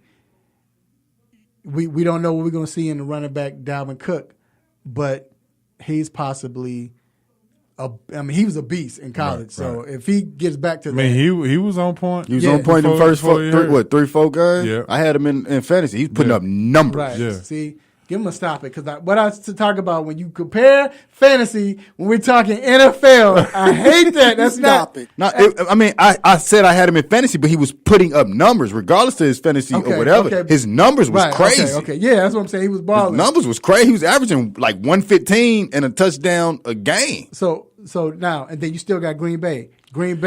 That's why I want to talk about it. And Detroit is always that wild card where you just don't know what you're going to get. 8-8 or 10-6. So, you don't know what they're going to be. So now I'm going to go with you. Okay. Who's the most interesting team in that division now? I'm going to say Green Bay, only because, I think Rodgers, the chip on the shoulder about not being able to finish last year because of the injury. I think losing Jordan Nelson is another chip on the shoulder. I think Jimmy Graham helps him immensely because now it opens up the middle to where, normally he's scrambling on the outside and hitting receivers. But I just think Green Bay, it's just something about Aaron Rodgers. If you give him a little more talent, give him talent. The only question mark is Devontae Adams ready to be a number one receiver? I just don't know. Randall Cobb stays hurt. Mm-hmm. So I just think that's the most interesting team. The team that I would be more afraid of would be probably Minnesota in that division. Now, what team would you say that, I guess, like you said, the team that you're most afraid of, like, they don't have to be the best, but this team is scary. It's scary. I would say that it's the Packers because you don't know. Like Aaron Rodgers covers. Everybody picked the Pack. Go ahead. Aaron Rodgers covers so many deficiencies, but they don't win. They do this every year. When the last time they been to the Super Bowl? They went that one time, right? Let them. Go ahead, man. Go ahead. I'm sorry. They'll go 13-3, 14-2, and lose the first playoff game. Right. That's why I'm waiting. You think they're scary though? I'm waiting on this. Yeah. So, as far as the regular season, there's still somebody to worry about. Okay. Because, look, last year 3 teams from the NFC South went to the playoffs. So that means 1 team from all the other divisions. So really, you might just be playing for one spot. True. Who you got? So I think the Green Bay Packers are going to win the NFC North. That's just because that's what happens, right? 13-3. But as expected, they're probably going to lose in the first round. As far as Minnesota, I can never believe in them, right? Like you never can. Even last year, if we was in week 15, we still was like, it's Minnesota though. You know what I mean? So you never can believe in them. I think, like he just said, this NFC North may be the NFC South last year where there are 2 or 3 teams that go to the playoffs. Based on just that pickup the Bears just got, their defense goes into what, top 5? And now if you even got a competent Trubisky, right? Just a competent Trubisky that can just, let's just say game manager, right? Mm-hmm. You easily can win 8-9 games just off being a game manager. I think that's a deep division, and then a deep conference. And then I had a playoff. I got to put the playoff stats. We're gonna put the playoff stats up. I mean the playoff preseason. It's preseason, but this is important. The reason why I say this is for the fact that the Bears threw the ball the most. They were. I mean, so the reason why I say that is that they're changing the culture with Nagy. With Coach Nagy being there. They're probably going to be top 5 when it comes to attempts as far as passing attempts. Well, this is like when bringing McVay to the Rams. Right. Exactly. You have a young quarterback. He needs an offensive-minded coach. Exactly. If you're building around him, That's why they brought in that. But- Shout out to McVay too. He Yeah. from Marietta. I right, for real. and I'll say this, and we'll go to the next. Minnesota. I believe in Minnesota because ever since what's the coach's name? Zimmerman. Since Zimmer came to Minnesota, they've been a different team. They've gotten to the playoffs. I think right now he's got because NFL you can't build a team. It's not like college. You can't recruit. You can't build your team the way you want it. Right. It takes time. So I think now, look at how the team used to be. Even with Adrian, they ran the ball a lot because they had Adrian.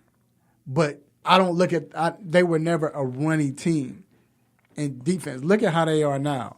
We run the ball. We play defense. Now we have a quarterback who can make throws. Well, they never had after Favre fell off, they never really got a quarterback, so they had to lead even more. But I think that's what Zimmer wants because he's a defensive minded coach. But with that is that dome is what does it sometimes for me, right? Because like when you go outside, they play in a dome, right? Mm-hmm. So when you go outside, you got to play in Green Bay, you got to play in Chicago, and don't get it twisted. We know it's cold as I don't know what in Minnesota. But you're not playing those games outside. You're on turf. It's a whole different game. But I don't think that has because they've beaten Green Bay and Green Bay. They've beaten the Bears and Chicago. Them the only two. All right, well then, go on down, Minnesota fan. No, I ain't mad. Why you mad at me? Because I'm just saying. I'm just joking, man. No, but Minnesota is just, to me, they the scariest team to play. Green Bay, I don't believe them. We just got to beat Green Bay as far as the Bears team. But we're going to move to NFC East. I'll just say this about the Bears. That team, we talked about this before, that defense is starting to look like the San Francisco 49ers. That Nick Fangio, who's Vic Fangio, who is a defensive coordinator, who was a defensive coordinator for the 49ers back in the Patrick Willard days and the Alden Smith days, and all of them guys. So it looks like he's getting that Monsters again. of the Midway. Right, so we will see. Now, NFC East. Going with the Giants. You going with the Giants? Yeah, I just they secondary over Philly is good. Yeah, listen, Philly. Wow. The first, you're not playing with Jeffries. He's going to be out 2 games. You may have the Super Bowl hangover. I don't know what Nick Foles is going to give you the first game or 2 or 3. I don't know how many games there's going to be. You can't afford to take L's like this in this division when you are the targeted team. I think the Cowboys has a lot to say, and I think the Giants has plenty to say about this division because now I have weapons and I have a secondary, and you are the target. So, I'll tell everybody, how easy is it or how comfortable are you when you're looking for someone? And then how comfortable are you when somebody is looking for you?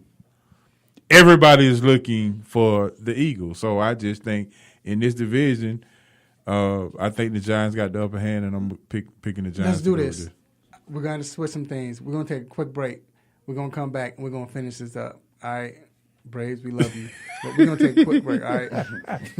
We love y'all, MLB.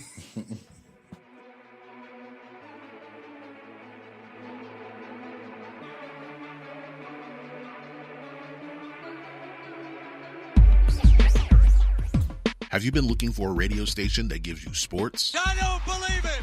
It's a touchdown! Entertainment? Are you not entertained? And other special interest talk shows? Well, isn't that special? All on one app? Yo, that's dope. What app is that? It's the real 1100 AM app for WWE. Grab it for free in your Google Play or Apple App Store today.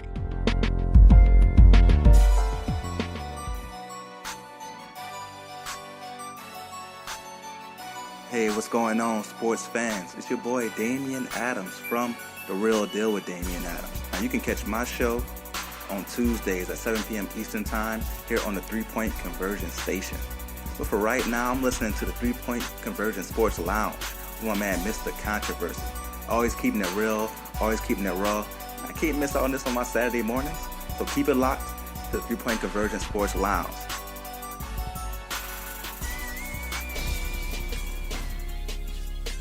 You're back inside the 3 Point Conversion Sports Lounge with Mr. Controversy and D Intellectual.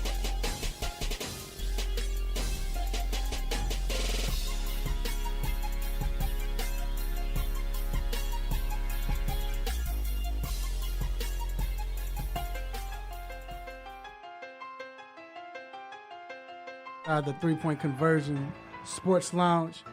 And real quick, going back to the, like I said, we want to thank everybody in the barbershop that's listening. And I want to give a special shout out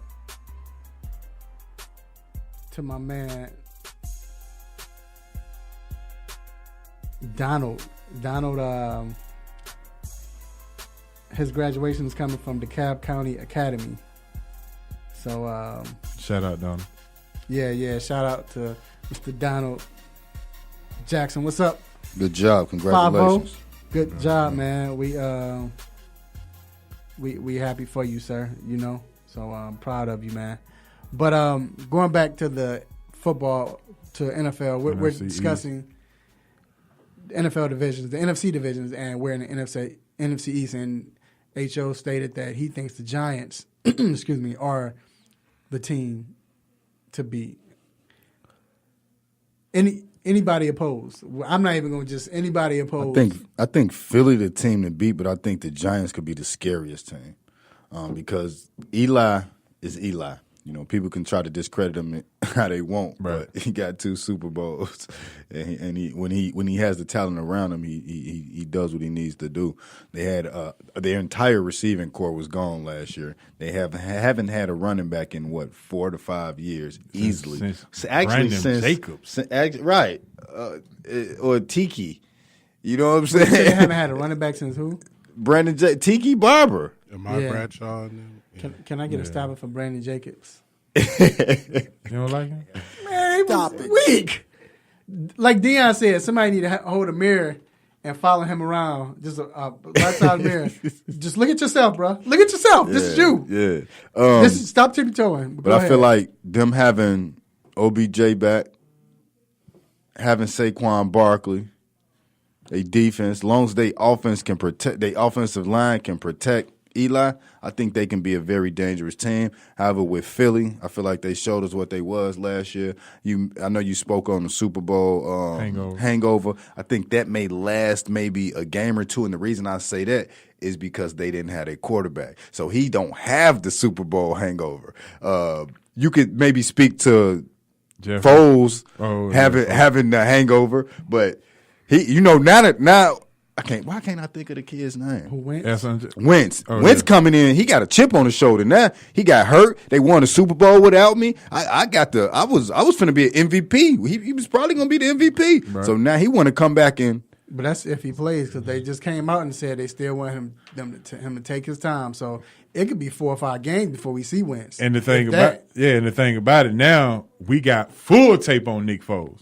Right. But I think Nick Foles, and I'm going to let you go, G. I think Nick Foles was in a bad situation when in St. Louis. Because he was who was his Jeff coach? Fisher. Jeff Fisher. Thank you. One of the worst coaches in history, The reason dog. why I say this because we saw him ball out in Philly.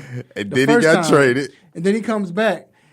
And balls out again. And I don't care it wasn't film, but it's enough film because his tendency. Right. Because he's played in the league for a while. It's just that he was making throws, man. But when he was Tavon Austin was probably his tallest receiver. And he 5'3". And he 5'3". Oh, y'all serious. So I'm just saying, and he was with Jeff Fisher, man. Yeah, Jeff Fisher. I agree. But he works better with RPOs, obviously, and even in the preseason, as you've seen, they've gone 0-4. That he hadn't looked good looking in the traditional offense. So you have to scheme for him. Right. You say, and that's the thing and that's great that Peterson can do that. I mean, I just think that he's one of the, underrated coaches. Even with that, let's say Wentz missed 4 games. You go 3-1, 2-2. Maybe 2-2. You still right there. You got Jeffries out too. But still right there. I mean, we're still not talking about their defense. which is Right. crazy. Cox. But then you have the former Foles. You don't have to put on Foles arm because you have You got have a a J.I. 2 or 3 headed What's running back, a don't J- you? A J- job. Don't you? It was a 2 or 3 running backs that get out, isn't No, it? when they let Blunt go. They let Blunt Oh, go. no, Darren Detroit. Sproles is back, but this is Sproles the last thing. season. Yeah, this is what I have to say about their defense. To me, the defense has a lot of names. I know they got Michael Bennett. You know, I don't know what he has left and things of that nature, but it was proven, and I can send you some tape, some facts of how to beat this defense because they are overly aggressive in the secondary. Because we saw who did the team that they played before they played the Falcons, or the last 2 weeks of the season, but it broke down real simple. I mean, they overly aggressive on the back end. The front, yeah, they got some big names and things of that nature. And I think the defense is decent. But again, you're being targeted, and we got tape, and we already know who So you are. kind of what you're saying is if you got time for your crossing routes kills them. Okay. Go ahead, G. Well, as far as like the division, I'll still go with the Eagles until further notice. I mean, the Giants go as far as Odell Beckham will take them. That's where Eli is better when Beckham is out there. Mm-hmm. But when he wasn't out there, I know the other receivers were hurt, but Eli looked terrible enough to let's end his consecutive starting streak. And then let's go right back to him a week after that. So that was coaching. Yeah. Ben McAdoo was So terrible. let's go to the division with the hometown Atlanta Falcons, and I'm not gonna start with HO first. We're gonna let biasness come in later. But no, I'm just playing. But I'll say this about the NFC South: the most interesting team to me, honestly. It's still the Falcons. I mean, the reason why I think they're the most interesting team, I think New Orleans is going to be up there. That Alvin Kamara is a beast, and I think that Carolina can be the scariest because you don't know what you're going to get. What Cam you going to get? Especially with DJ Moore. I like this young kid, but the Falcons. This is year 3 with Quinn. 2 with year 2 with Sarkisian. We saw what happened with Shanahan. You're more comfortable. They added some pieces, but I think the defense. If this defense gets it going, I think this is the year that the defense becomes a top 5 team. I know you don't like Alford, but I'm just saying I think this team becomes a top 5 team defensively, and if this defense can carry this team with the weapons they have offensively, Atlanta might be playing somewhere late. Somewhere they're gonna be playing in here. their bed. If they Sleeping in their own bed. That's what I'm saying. They're gonna be playing late. They're gonna be playing here. Yeah. I want I'm gonna go with Carolina. Because as bad as the season that they say Cam had, he still took his team to the playoffs and they didn't have anybody. Right.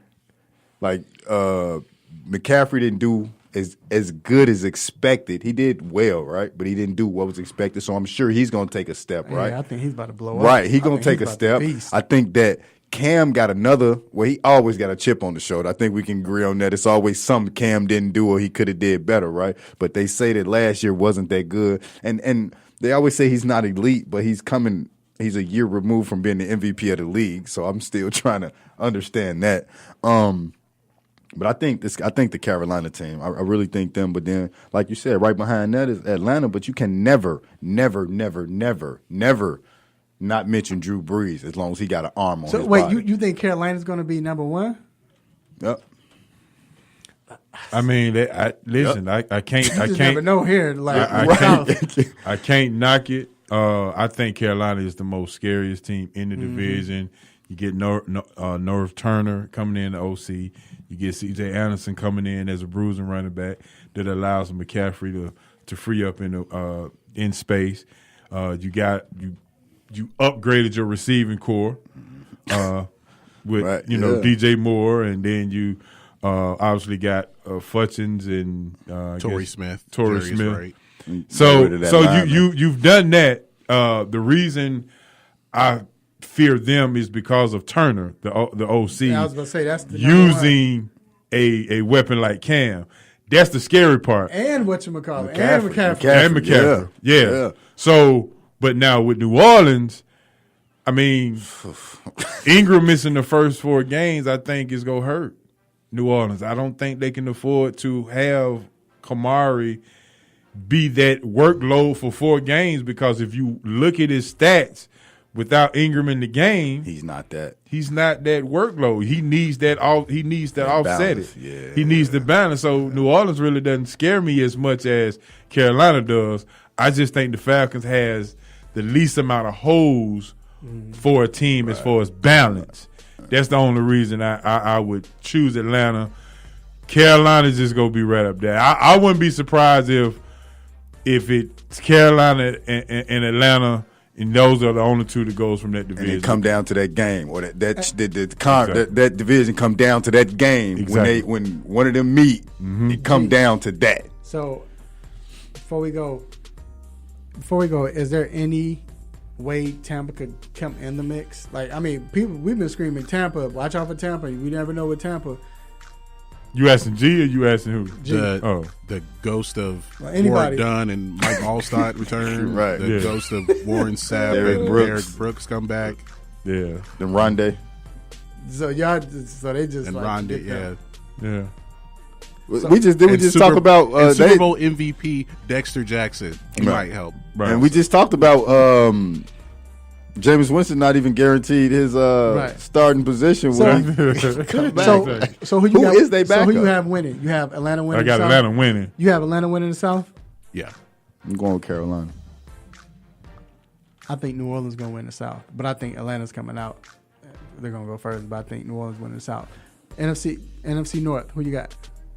NFC North, Green Bay.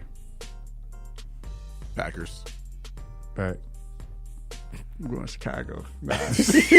I wonder why. Let's go to the East. NFC East. NFC East. Who Giants. you got? Who you got? I got Giants. Eagles. Philly. Yeah, I got Philly. And then the West. Rams. All right, we're going to take a quick break. Who you got? You know it's the Rams? I still think Seattle might. I think Seattle might surprise some people. I think they have killed their chemistry. Everything that Pete Carroll created, they killed it.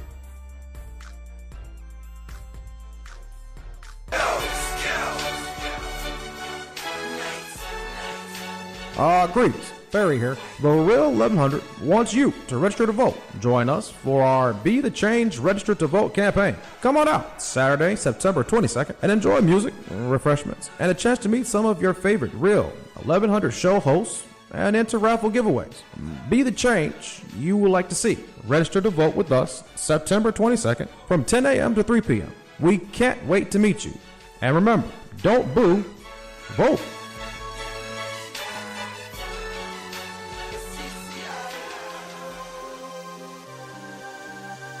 Hey, this is Brittany Griner from the Phoenix Mercury, and you listen to the 3-Point Conversion.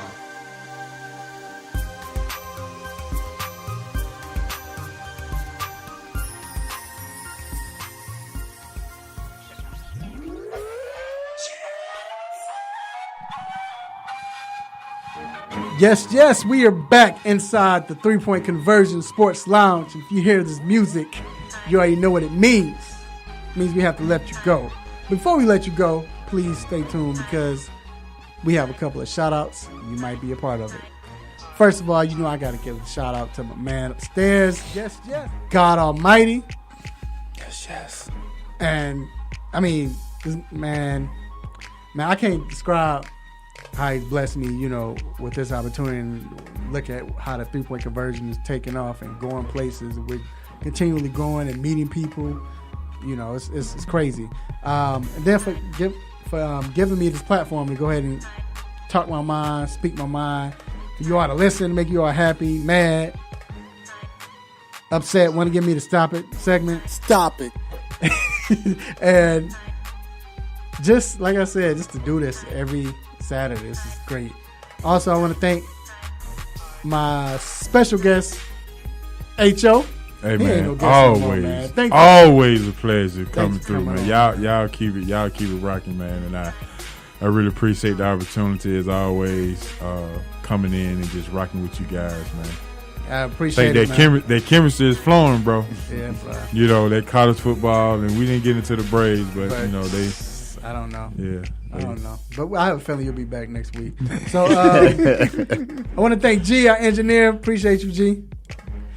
Before I thank my partner in crime, I got to thank our sponsors, Syndicate's Barbershop, Sucker Free Life, LLC, and Solid Express for doing what they do. We appreciate you. Then I got to thank my co-host, D Intellectual. Appreciate you, man. Absolutely, definitely. Shout out, praise to the Most High, of course. Of course, my co-host always bringing it through. Every Saturday we come through and rock it. This Saturday wasn't different. Shout out to our sponsors, Salad Express, Sucker Free, Barbershop, Sydney Cuts. You know how we do. Definitely appreciate the big homie coming through, H.O., for bringing that knowledge to the game. You on the dig? Yes, sir. G, the most important engineer in the game. You understand? And definitely, as always, shout out to Friends Family. Shout out to Cuz, Sean, and the young homies at Safety Net Facility in Mentor, Alabama. We know a lot of people have given up on y'all. Like we tell y'all every week, we ain't gave up on y'all, and we not. All right. Thank everybody else. The music stopped, so I thought it was cut off. But anyway, no, I thought it was cut off when he stopped and he stopped with it. I'm like, It did kinda cut yeah, short. that was perfect. But anyway, thank family and friends. Thank children, lovely wife, and everybody. Appreciate you all for listening, man. Everybody stay tuned. Make sure you love family and eat. All right? Eat well, eat good. Enjoy college football today. Fun, man. So much to get into. WNBA playoffs. Shout out to the Atlanta Dream. Last Y'all few been weekends of the summer, man. Enjoy it, man. Right. Exactly. Is Della Dunn playing? I don't know. It hadn't came out yet. It hadn't come out. Okay, cool. And then until next week, man. Same time, same show, same crazy host, same sports nonsense. When you miss me, I'm out. Peace. You just got done listening to the 3-Point Conversion Sports Lounge. Be sure to follow us on our Instagram, Twitter, and Facebook accounts at the 3-Point Conversion. And also make sure you check out our website, the3pointconversion.com. Be sure to follow us live and listen every Saturday morning at 10 a.m. Eastern.